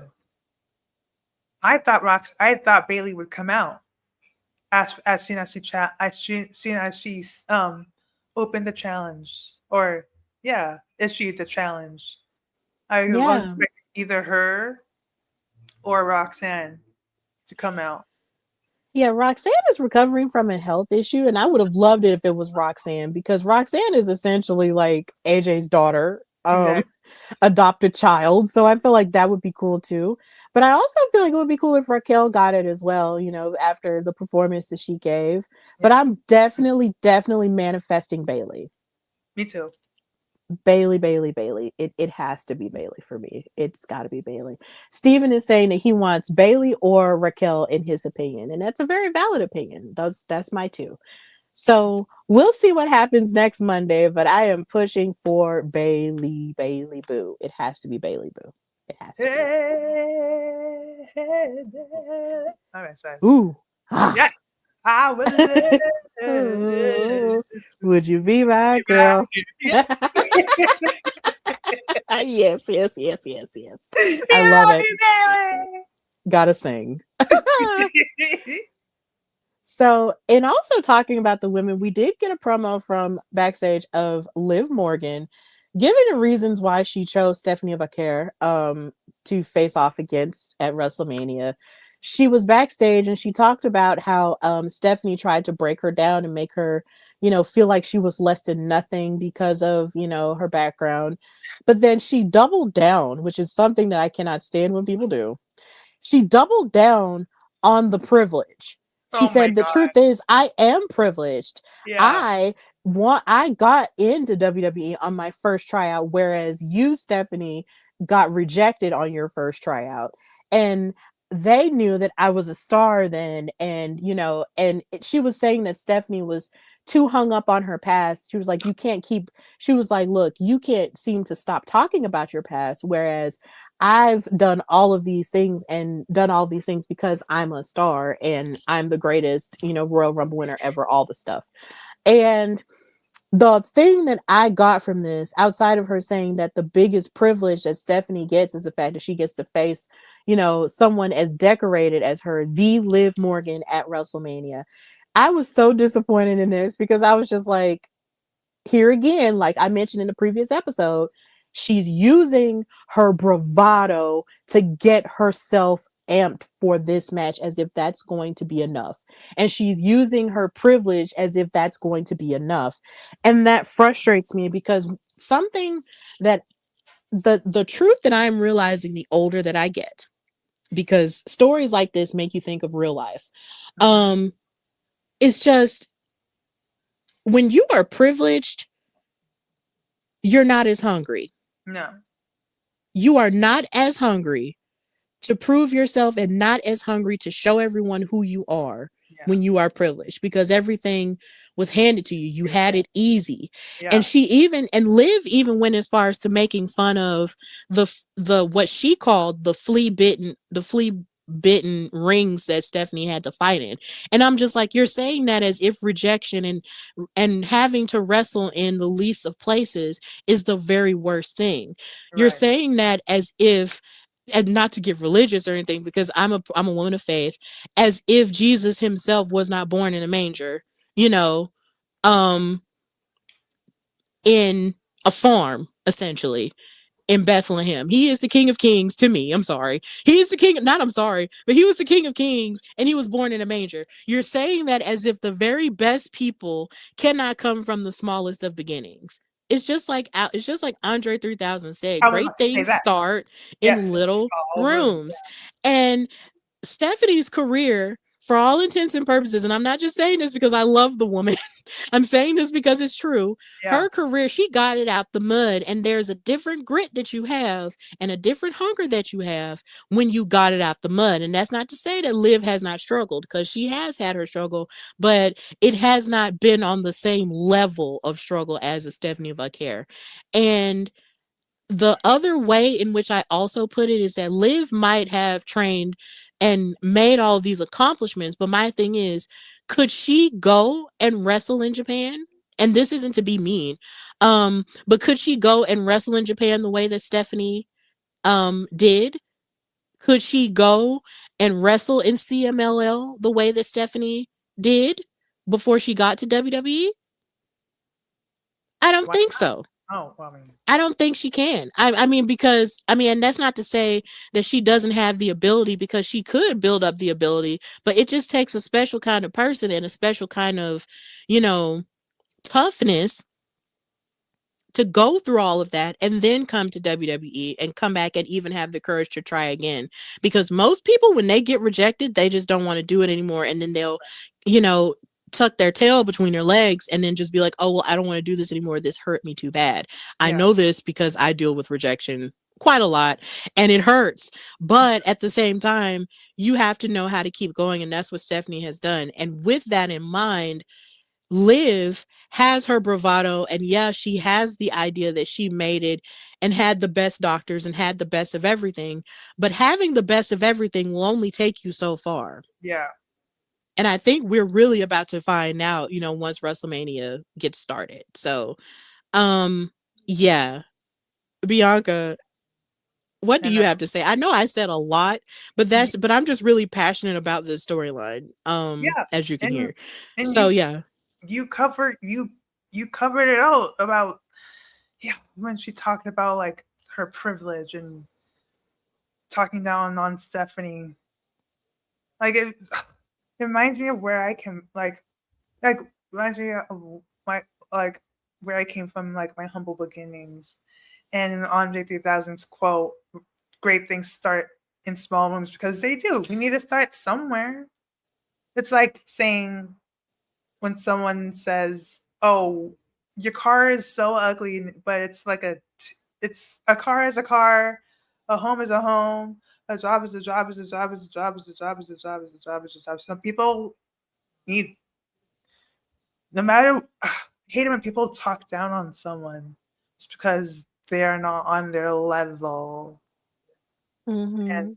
just making someone feel bad, trying to make someone feel bad because of where they came from and not having the same abilities as you. Like, why do people? I hate it when people do that. And I understand that this is a promo once for a match, and it was written, if you will, but like out. But when people like talk down on someone, regard in their situation, like people need to like look inwards, and it's like trying and like, yeah, making trying to make themselves feel better. Exactly. Like, it's people need to have more soul. People need to have more of a heart, because like people, I mean, like we're not here for a long time. We're only here for a certain amount of time. Just be have a heart. I understand that people, like, we didn't ask to be here. People, like, we're not on like the same wave wavelength. Wait, we're all on different journeys in life, and some make it quicker than others. Some make it later in life than others. Mhm. Just, I don't know, just some of my thoughts about, yeah, just some of my thoughts. Yeah, all of that is 100% valid. Like, people's journeys are very different. And yeah, like Liv the character is like, ma'am, like you're doubling down on the idea that you were privileged. But then, you know, and there was a lot that even she had to go through with watching the women that she came up with, you know, leave, and her essentially being left on her own, like because the riot squad was gone. And, you know, there's levels to it, but at the same time, ma'am, you know, you have to also count yourself, for the grace of God, go I, because at one point she had, a couple of things that didn't stick as well when it came to her character, but now it's sticking and everything's cool. But my thing is, don't get it twisted, because all of it can be snatched away just like that. And Stephanie is fierce enough and she's tough enough to snatch it all away and leave you with the devil's kiss afterward. Like, don't underestimate her just because, you did come from privilege. Yeah, you did start at the top, but what would you do if you had to go back to the bottom? Yeah. So, yeah, this feud has really got some good stuff cooking with it. So I'm happy. I'm happy with the match. I said that before, but I'm really happy about the story because it's really touching on some real stuff. Oh yeah, that's what I love about WWE. The real sticks when they touch on like real life. Mm-hmm. Make it seem so they don't make it so that's not script, so that doesn't feel scripted or choreographed, if you will. Like I love it when people like talk about their real life and letting us in on like the human behind the character. That's why I watch. That's part of why I love wrestling and why I watch wrestling. The real life aspect. Because within this sport, it reflects the story of life. Yeah, it's real. It's very real. Don't let nobody tell y'all it's fake. Anyway, okay. So in moving on with the women, we do have to talk about Rio rather. They went their separate ways. And this made me so sad. Well, actually, no. Them losing the tag team titles made me so sad that I bought their t-shirt because I was just like, I don't know how long this t-shirt is going to be here. So now that they've lost the tag titles, now mind you, I'm happy that Lash Legend finally got the tag titles with Nia Jax. I'm very, very happy for her. But when Rhea and Io lost, and then right after Rhea won the Elimination Chamber, I was like, yeah, let me hurry up and get this t-shirt before I never see it again. And I got it. But seeing them go their separate ways in such a loving way was one of the sweetest things about Raw, even though now, of course, Rhea is going to shift her focus and Io was being supportive of her, shifting her focus towards SmackDown and towards Jade Cargill for WrestleMania. Hearing Rhea tell Io, you got me through a really dark time it was very heartfelt and it was so sweet. And it just speaks to how much I love and value female friendships in real life, and also seeing it play out when it came to wrestling. And it's so often that you see partnerships like theirs, fall apart and be like, yeah, I was going to stab you in the back the whole time. I was just using you, blah, blah, blah. That didn't happen here. And it was very refreshing. For a change, these two were still looking at each other, loving each other, holding each other's faces, hugging each other. It was just so sweet, and it ended essentially the way that it began, because of course, if you remember at Evolution, they were bonding over the fact that they did battle with one another for that title, only for them to lose it to Naomi in the cash in. And after that, they ended Evolution hugging each other and celebrating the fact that they main evented Evolution. So to see that friendship blossom the way that it has, and to see them even win the tag titles and fight off Damage Control and all of the things to now was just, it was very heartfelt, and I'm sad to see that friendship go, but it was nice to see Io be supportive of Rhea going for that thing. Managed to turn on site. That would have been so upsetting. Mm-hmm. It was lovely. It was lovely. And then, of course, watching Rhea shift focus and be like, yeah, it's time for me to, go to SmackDown and talk to Jade. So we're going to see what happens with that tomorrow. Vaughn, thank you for watching on Facebook. He's saying Io was Rhea's shoulder to cry on after running too creative. Look, I'm not going to get into that. We already talked about that, Vaughn, but whatever. I really feel like I don't know. I just really feel like this friendship was just really nice. And however their paths may cross again, I just hope that it's all sweet and nice. But if they ever did fight one on one again, it would be magic because, you know, it was awesome. So big ups to Rio. Long live Rio. We love it. Rio. Yes, I just had to share this picture from Evolution of them hugging because it was just so wonderful. And my heart is still in Atlanta. It's still in Atlanta. That was in July of last year. We are in March. My heart is still in Atlanta. At least it's with my cousins, but whatever. Shout out to my cousins who live in Georgia. I love y'all. So yeah. And now we move to the men of Raw. Danhausen runs into the Judgment Day. And Dirty Dominic was preparing for his Intercontinental Championship match against Penta. And and Danhausen introduces himself to all of the Judgment Day. He makes fun of JD McDonough because, of course, everybody has to make fun of JD McDonough. And then he gets to Dirty Dom, and Dom wants to insult him. So he was like, okay, well, since you want to insult me, you're cursed. And at first, they didn't take it seriously. But look what happened.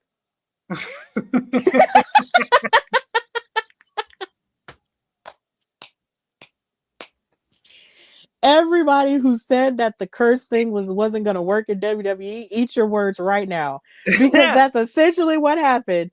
Danhausen cursed Dirty Dom, and he lost one of his titles to Penta, who he's essentially been in a rivalry with quietly and not quietly since last January.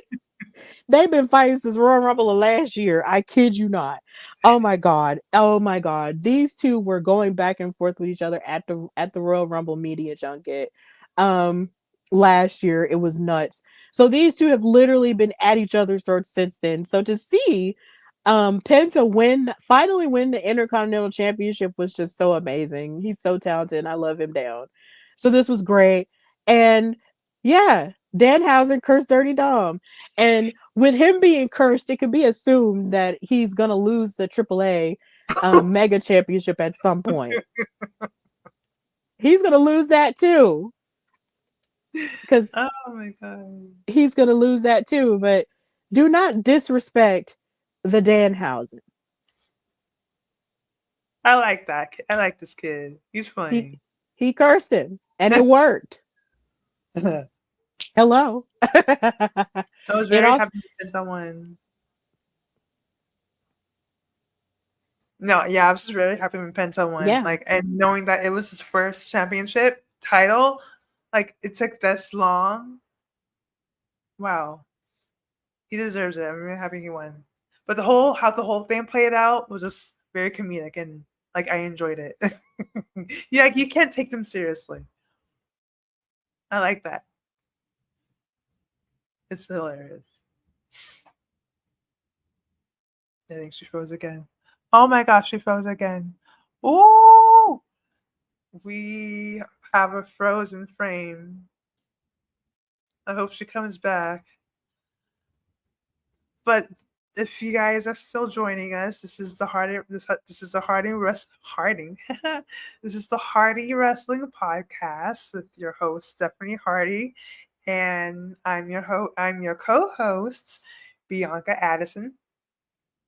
We have been talking about what has been going on in the world of wrestling this past week, and we have been talking about what has been happening on Monday Night Raw. We talked about and everything that happened on Survivor Series. Not Survivor Series. Oh my gosh! Well, I thought Survivor Series was amazing. We were talking about what happened at Elimination Chamber in Chicago, and that was a wild day, and I loved every second of it. But yeah, Danhausen, he's really funny. Can't wait to see what happens with the Judgment Day and how they implode.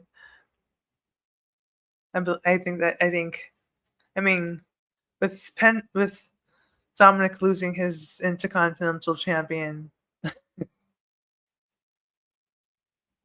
We'll see what happens with the Judgment Day.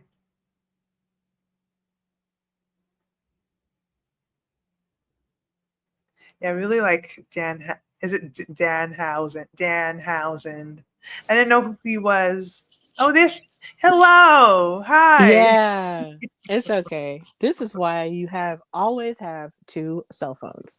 Anyway, sorry y'all. We're back. Yeah, we're back. So this also teaches the lesson that you gotta words have power, guys. Yeah.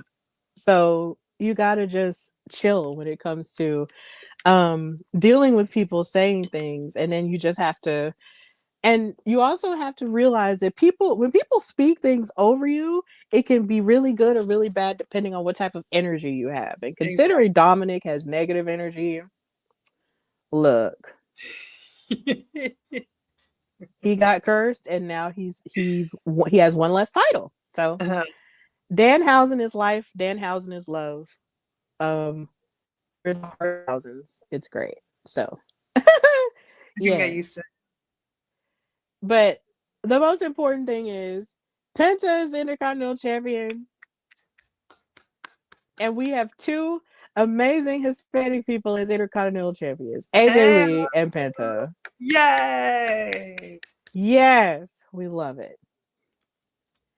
And also, speaking of amazing people, let's talk about Oba Femi beating on Rusev in dress shoes. You talk about walking down your enemies, which is the name of this episode. Baby, he walked Rusev all the way down. And Rusev came out there with thunder and lightning and like talking about how he was going to fight, Oba, and act like he wasn't afraid of him and everything. Oba came out there dressed up in jeans, his ruler shirt, and some brown dress shoes, and beat the crap out of him. And then when it looked like Rusev got the better of him, he only got back up and slammed him down and threw him out of the ring and snatched his shirt off. This is Oba Femi's world, and we're just living in it. He big. He is very big. The final boss of Black Men did not come to play with you. He does not come to play. He comes to slay. Yes! And he comes to slay his enemies and be the ruler. Yeah. And he is doing this from show to show. Yes. From show to show, Monday and Friday, handing out all kinds of butt whoopings. So, Bianca, let me ask you a question. Yes, ma'am. Who do you think Oba is going to have his first big face-off with when he finally decides what show he's going to sign with? If it's not Rusev? Well, of course, Rusev is actually, you know what? I'm glad you said that because I just got reminded because my brain just had a blast. Yeah, he is fighting Rusev. So it looks like Rusev really is like his big rivalry. And we talked about people who we would want him to go up against, and Rusev was one of them. And Sheamus, huh? And Drew McIntyre. Yeah, him too. And Sheamus too. Oh, wow. Yeah, just all the big beefy people. Yes, the big meaty men slapping me argument falls under Oba Femi versus anybody. I know everyone online is definitely pushing for him to fight Pumpkinhead, but we'll see how that goes. Oh, I hope not. Yeah. But I'll just watch Oba Femi fight anyone or do anything, honestly. Because that is a man.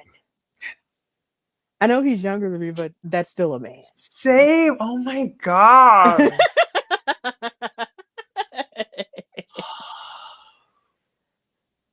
Well, moving on. That is a real man right there.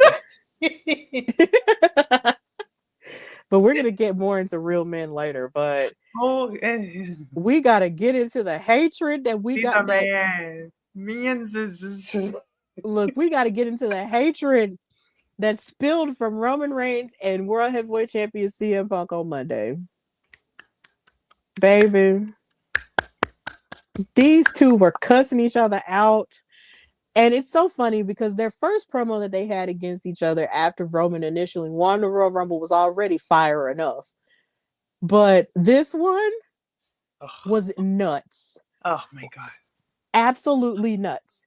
Roman had the audacity to show up in a coat and essentially insult CM Punk and basically say that the only reason they brought him back to WWE was to like make money in Chicago, like make like put your numbers up in merch and all that other stuff from a business perspective, but essentially saying that nobody really cares about him and saying that look, during WrestleMania maybe I'll put you on a retirement tour like John Cena went. Like Roman was full on disrespectful here in his half of the promo. It was so funny because people online were even saying they feel like Roman essentially cooked CM Punk, and I feel like people just say that just to be contrarian. I feel like people really just say that just to be different because, mind you, I will give Roman Reigns his credit because a few like years ago, the Roman Reigns that stood toe to toe with John Cena would not have been able to do this. Yeah.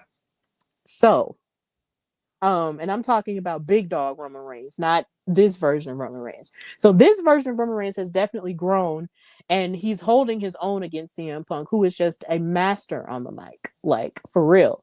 So CM Punk gets upset at him, and he says, "Look, you're not finished. Like you're not leaving the ring until I say you can leave this ring because this is my show. I'm the champion." And he basically told him, "Look, you ran away all your cousins. I mean, yeah, they're hanging out with me." And then it was so funny because Roman was making it seem like his cousins were coming back and telling him how CM Punk be complaining about everything and how he's faking everything. But CM Punk essentially told him, like, your cousins left you because of you. And you're all alone now. You don't even have a wise man anymore because I took him, which is so funny and so ironic now because Seth took that wise man and what is he doing with him now? Like, what the heck? It's amazing what can happen in a year. But yeah, CM Punk took his wise man. And then he said, once I beat you at WrestleMania, since you're trying to retire me, I'm going to bury you. And then once I bury you, you won't be alone. Why? Because you'll be right there next to your father. Baby. When I tell you after he said that, I got up out of the chair and walked away. I walked to a whole nother room after he said that. The gasp that left my soul. What did he say? Girl. This promo let me know right then and there we're doing an episode this week because how in the world do you expect me to move on from that? That was nuts. And then he dropped the microphone and left the ring, and his music got started, and Roman was gagged. Mm-hmm. He was staring at him like, I know he didn't just say that to me. I know he didn't just say that to me. And it's so funny. Everybody's reactions to it Monday night had me in tears of laughter. Like, lovely. Shout out to Wrestle Auntie. Yay. She said that she would have had to have shot Punk. She was like, I would have had to shoot Phil because you ain't finna talk about my daddy. and I was so weak because it's so true because that's just the one thing you don't do. You don't do that. You don't talk about a person's parents. You just don't do that. You don't do that. And you definitely don't do that when the person's parents is gone. But Bianca, I feel like you're about to say something that I'll probably add to. So you go ahead. You go ahead and say it, and then I'll jump in. Okay. Excuse me. Yes, he went low. Yes, he talked about a parent. However, I won't lie and say, oh my God, I hated it. Oh my God, he shouldn't have said it because I honestly, I loved it very much. And when he The only reason why it didn't bother me so much when he said that about his father is, I don't know, maybe because like Mines isn't in my life and he's not a good man at all. So Mm. and so maybe that's why like I didn't take it. I didn't like I enjoyed it, but like if you talk about my mama, that's it. So don't talk about my mama. Don't talk about my mother at all. You will get checked on site. But my sperm donor, yeah, go take by him. I don't care. He can die all I want. He can be dead, and I will be very. I wouldn't care. Anyway, that's too before I get too dark. Anyway, yeah, that the I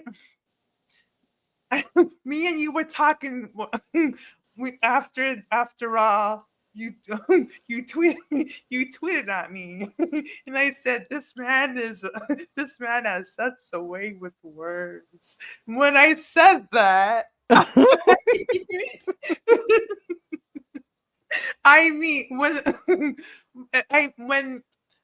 I say that because anytime he talks, it's real and it's raw and it always comes from the heart.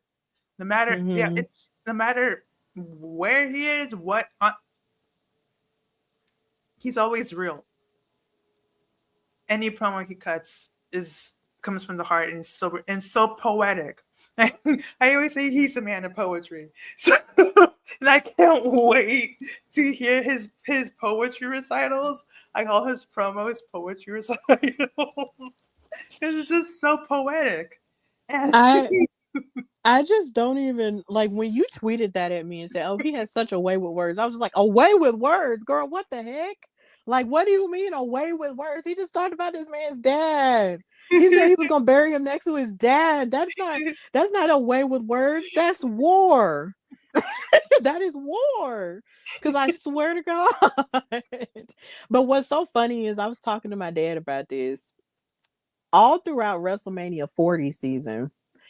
All Roman Reigns did was talk about Dusty Rhodes. that's true. He used to run down Cody's daddy like nobody's business. And he would even bring him up during WrestleMania 39 season and how Dusty essentially helped train him in NXT and all of the things. And what's so funny is that the thing that the Samoan dynasty has is like they live under a different set of rules than everybody else, and that's kind of what it gives off. It's just like, oh, we can talk about your family, but talk about our family, and it's Yeah. like we're ready to just go like throw blows, and that's ridiculous. Because my thing is, it's like, no, it's turnabout is fair play for real. Because all of the moments Roman Reigns called Cody Rhodes' dad a loser and that he'll never amount to anything, just like your dad. I mean, that's karma, bro.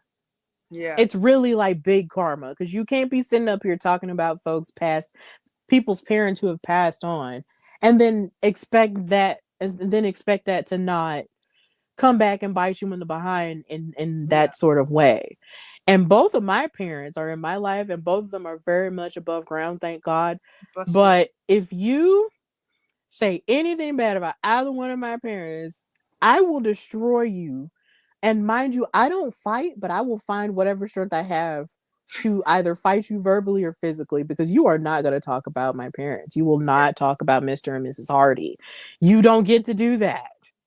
No, you don't get to do that in this life or the next. Like, I will run you down. I will mow you down about my parents. My parents will mow you down about me and my sister. And it just goes both ways, okay? Yeah. So we're very serious. So in any other circumstance, that's how it would go. But because it's CM Punk and because this is wrestling, it's turnabout is fair play because all Roman does is get hella disrespectful about everybody else. So it's about time somebody get hella disrespectful to him. Can I just say something? When Mhm. okay. Remember that episode of Raw when Roman Reigns was gifted the Ula Fala by those two Samoan men? Yeah, that was his dad and his No, uncle. okay. Before I found out, y- I thought those, I thought it was just, you know, how WWE does, like, they bring in anyone, they bring in people to pretend, oh, they're like actual tribal chiefs that gifted him that Ula Fala. I thought those were like employees that they hired somewhere. Oh well, I no. I did not know. Like, I found out the day he died that that was actually his father. And I feel so stupid. No, I Hey, mean, that was don't his feel. I dad. mean, And the guy next to him was. I didn't know. I know now. I laugh about it every day. It was just so ridiculous. I didn't know. It's so funny. Oh my gosh. yeah, like no, yeah, no, they are. They were the Wild Samoans, and they are Hall of Famers, I do believe, and they were, a very famous tag team. And they also trained a lot of wrestlers too, so in their later years. So they're definitely they're definitely important to the lore of the Anoa'i family. And yeah. And because they were twin brothers, it was like when they both passed, it was like one of them passed and then maybe a few months later the other one did. So, and that was just really tough. And then at WrestleMania last year, what was so poignant about Roman's entrance was the fact that you had all of the generations of the Anoa'i family in the cards that Yeah. were a part of the staging. And as Roman was, I didn't see this because, of course, I was live and wasn't looking at it on the TV. But when I went back and watched the entrance back, and you saw like the picture of his dad right behind him, that was very like chilling.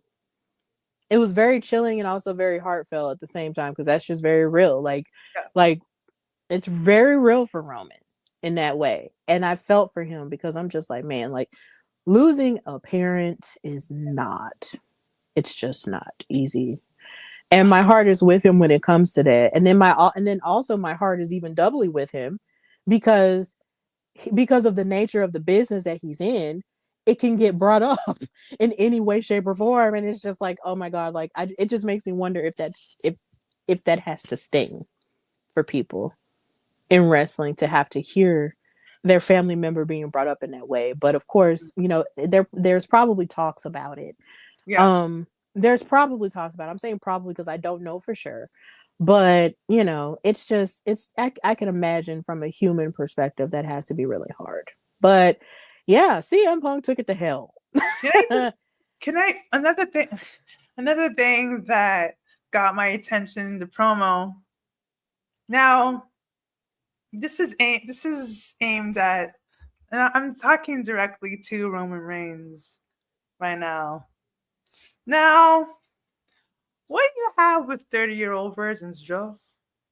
What's the thing you got with us, like living our lives with no kids, Joe? You want to talk about?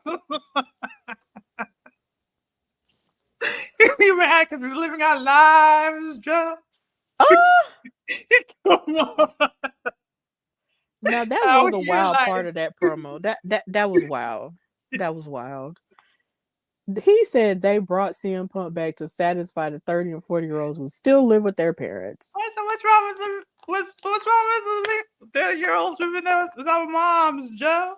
Come on now. You I, mad? I was like, look, man, everybody ain't got it like you, mister.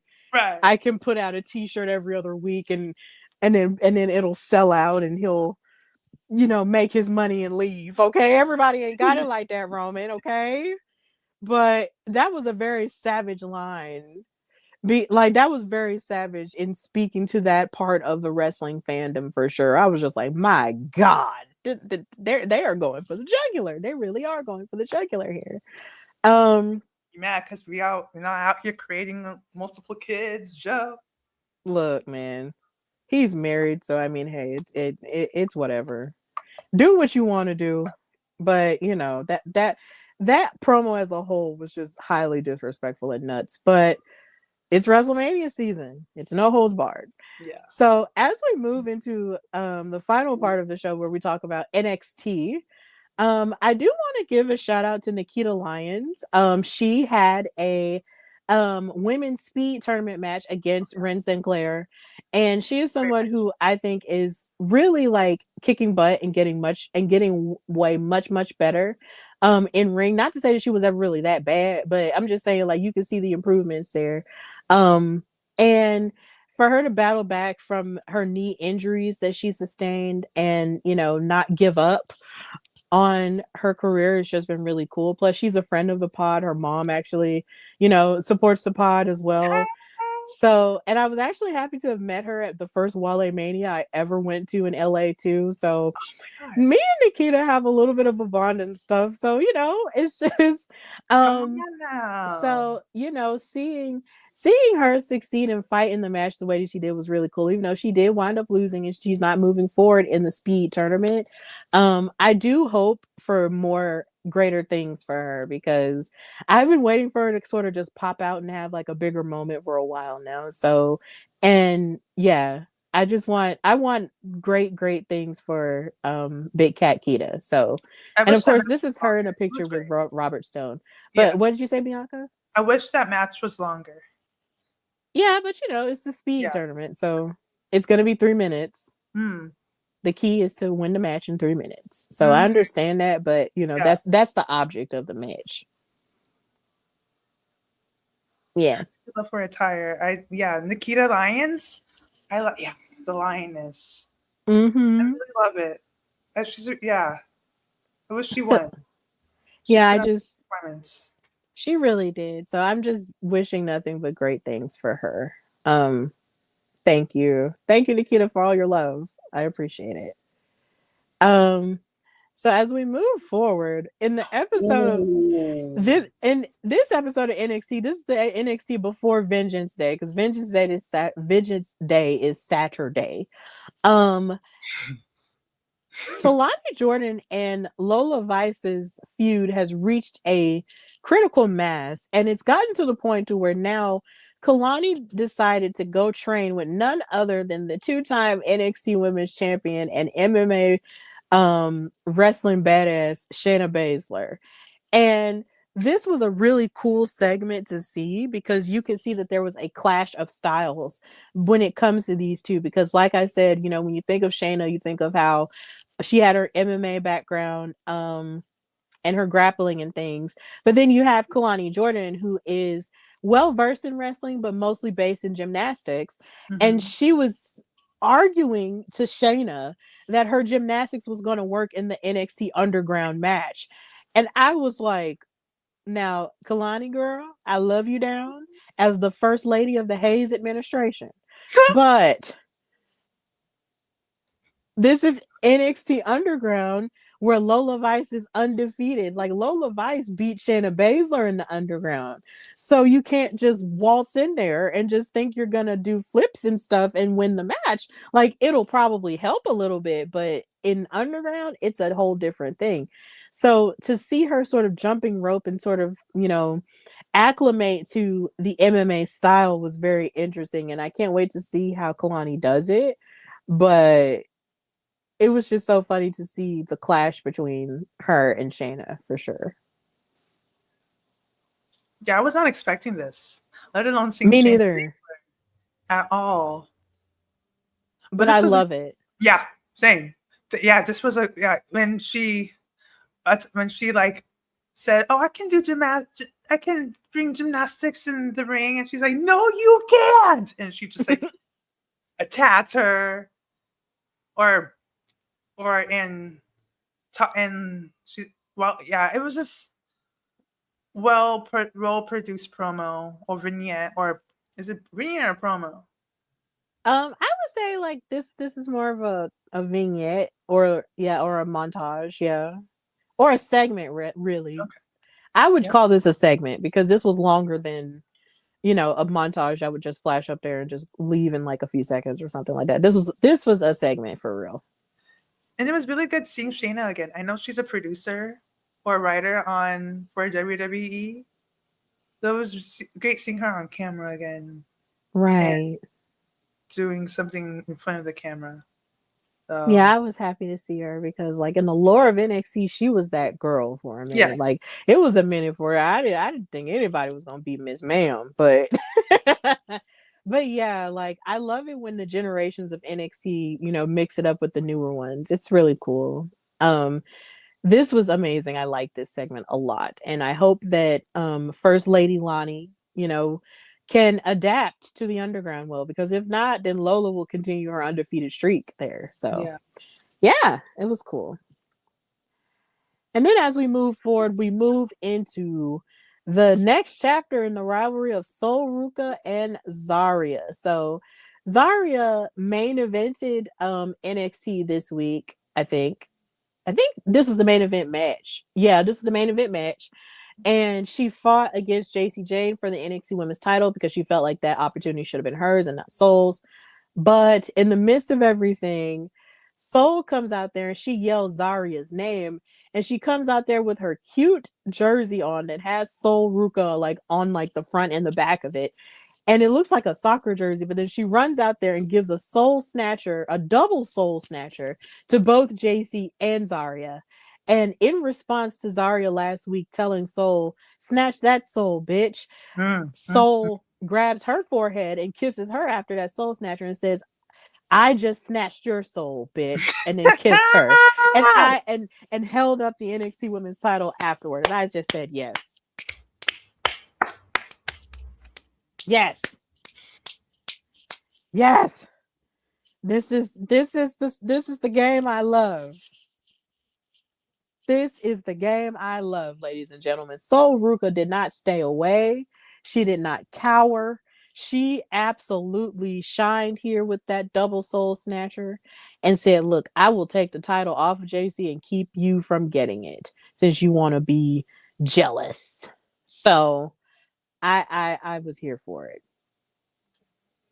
11 superstars finally like get in their element and turn that switch and be who they are and not too nice anymore and have that character development that she's trying to unleash, that they try to unleash, so yeah, it's great to see.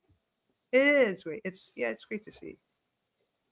It is, and I know a lot of people. There was a rumor out there online saying that Sol was going to have a different character, but I don't want her to change. I don't want them to change anything about Sol. She's perfect. Yeah, she is just so perfect. She. I just love her vibe. Me too. She's different. Like, it's just a different and unique persona for her to have. She's gorgeous. She's awesome. She doesn't need to change anything. And I love that she's mixed. Exactly. Like her being a Black woman just does it for me. I love her. And finding out that part of her was mind blowing, and it was amazing for me because I was like, oh, so you're a cousin. Okay. Yeah. Your cousin. Cousin? Okay. And I embraced her and loved her even more after that. I already thought she was cool. But finding out she was, mixed, I was like, okay, good, you're cousin from now on. Cousin from now on. I love you even more. So if she's next in line to be the NXT Women's Champion, and if she's going to be, because I've personally been on a quest of manifesting another Black NXT Women's Champion, because there has not been one since Athena/Ember Moon. There's only been two. There's only been Mercedes Moné and Athena. And if Sol Ruka is going to be the one to make that happen, I'm here for it. So, yeah. We're cooking with hot grease, babe. Cooking with hot grease with this one. I'm excited. Yeah, and then of course we have to talk about Ricky Saints and his absolute experience. Now, I love my Gambit. I love Ricky, but he cannot sing. he's not a singer.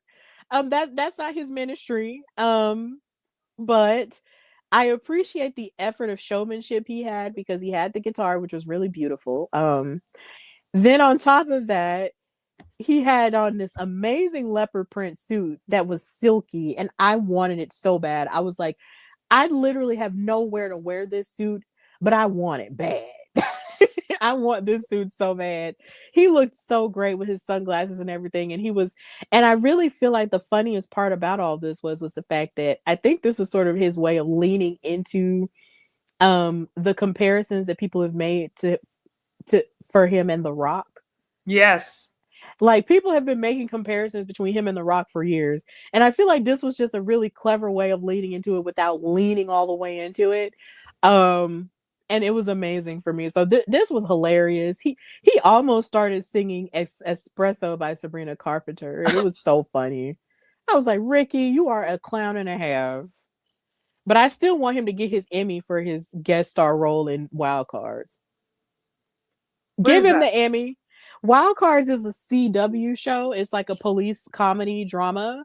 And he was a guest star on it a couple weeks ago, if not a week ago. And I want him to get the Emmy for it. I haven't even seen it all, but I just want him to get the Emmy.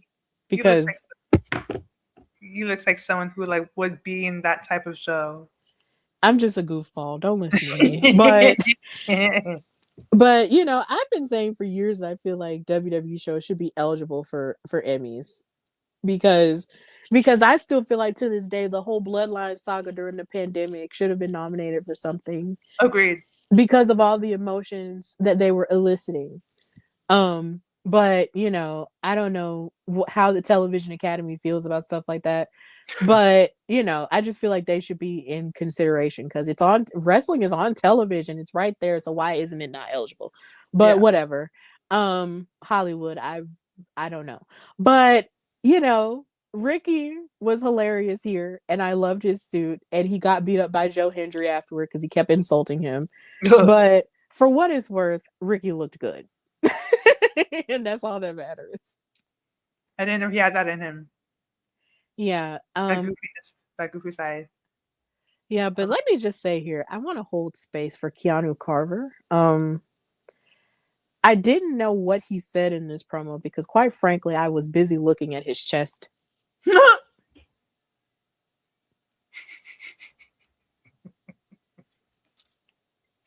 I heard nothing this man said to Booker. Nothing he said about any wrestler he was supposed to be fighting. Because he came out here and with his hair like that and the hat and his shirt was off and it was chocolate everywhere. And I heard nothing Keanu Carver said.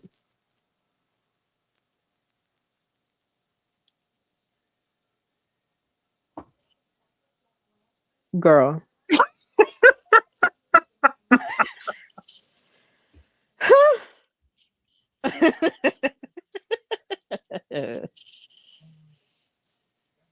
How are they real? Like, what is This is how they make them in Washington, D.C.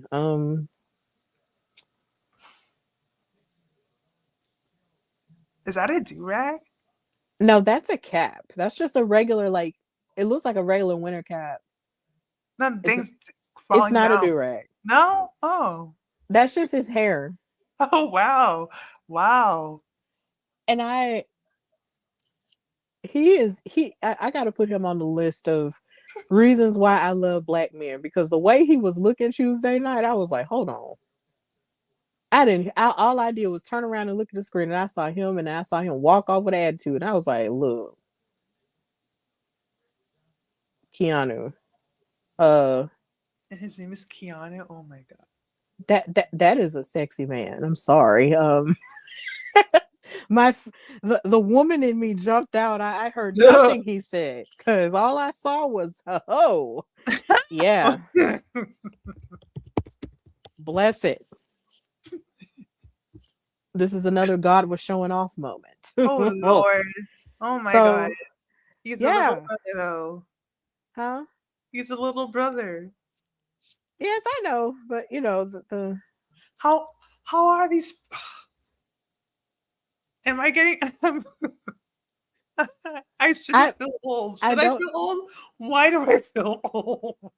I don't know, but I just wanted to hold space for this one part because I just wasn't focused. I was not locked in that moment. And when I turned around, all I saw was that, and I said, "Oh Lord, beauty." Yeah, and I know Keanu is a very tough wrestler. Like he is a force to be reckoned with. He is scary, but the body makes him less scary for me. For reasons. So sorry. Don't be Okay. sorry, bro. I get it. Wrestling is for the girls too. It's for the girls and the gays. Sorry. Oh, I know this is supposed to be serious to a degree, but babe, you just got to keep it real sometimes. But moving on, I just want to talk about how happy I am for Miles Bourne being the new North American champion and restoring the strap back to what it originally was before Ethan Page took it over and made it big Canada. I'm so happy. No shade against Canada because I love Canada, but you know, I'm happy Miles Bourne won, and literally, like it's so cute because in talking about the CM Punk and AJ Lee of things, him and Stephanie HWP are a couple, and they both have gold, and that's amazing. So what? Oh, you didn't know? Miles Bourne and Stephanie HWP are a couple. Yeah, they're dating. Because she posted about how proud she was of him, for working hard and winning this title. Yeah, they're a couple. Since when? Since like at least a months ago. The gag.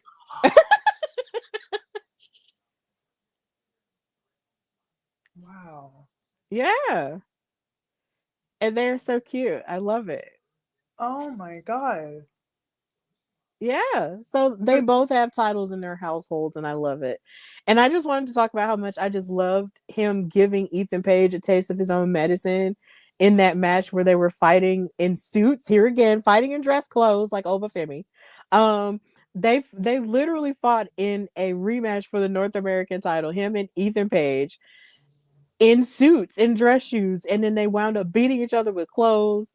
And I think while the referee was turned around, Miles Bourne took a page out of Ethan Page's book, no pun intended, and hit him across the head with a shoe and retained the title. So I love it. I'm glad Miles Bourne is a champion because he earned it. He earned it, from coming from the NQCC and, standing on his own and having and being, being a representative of the disabled community with him being, hard of hearing. It's just, awesome. I love this. I love this for him. So big ups to Miles Bourne. I love that he's the champion now. I know how hard. I know all those promos when I know how hard he's fought for this moment, and yeah, like you said, I'm glad. And I didn't realize that he's a part of the disabled community. That makes me feel that warms my heart coming from someone who is neurodivergent and has some sort of not I don't want to say a disability, but on the spectrum,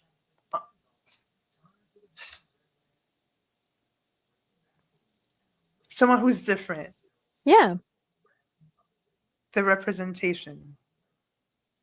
And that's why it matters, and that's why it's so important. I love that. Yeah, I love it too. And to see him be a champion now, everyone who is like him can feel that, they can conquer anything. So that's great. And of course, now we've reached the end of our time together. Before we go, I do have to announce that I will be on color commentary for Retinal Pro Wrestling next week at their event March of the Pigs here in Birmingham at Trim Tab Brewing. I'm so grateful for the opportunity, and I am such a big fan of all the wrestlers there. So I cannot wait to be on the call for it.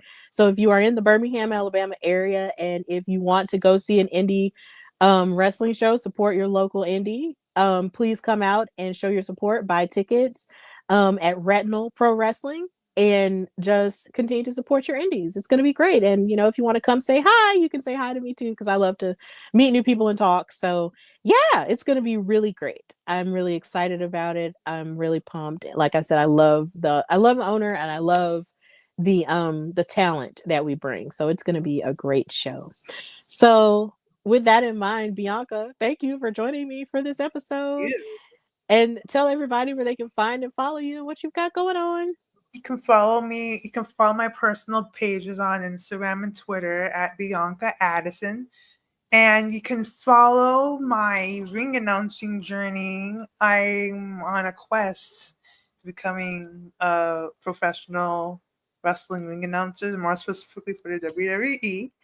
And you can follow I post my ring announcing videos and other content on Ebony Rose Ringside. That's EBONI Rose Ringside on Twitter and Instagram and on TikTok.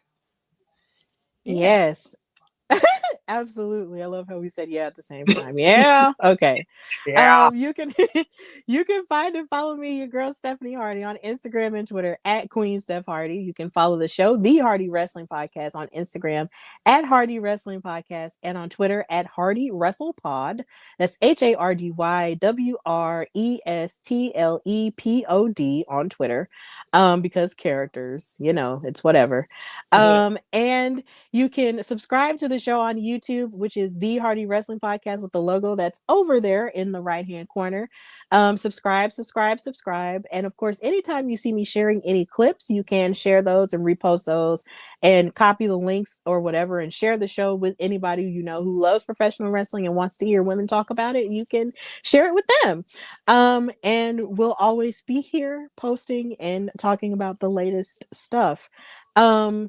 There won't be an episode next week because I will be working on my show and getting stuff together for Retinal Pro, but we will be back the week after next. So be on the lookout for that. And there will be a new episode of Steph and Cat Talk Wow next week as well.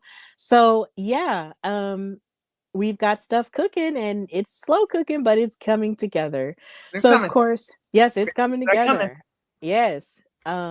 It's gonna march this March. So thank you guys so much for watching The Hardy Wrestling Podcast with your girl Stephanie Hardy and Bianca Addison. And yeah, until next time. Don't laugh. Until next time. Bye, y'all.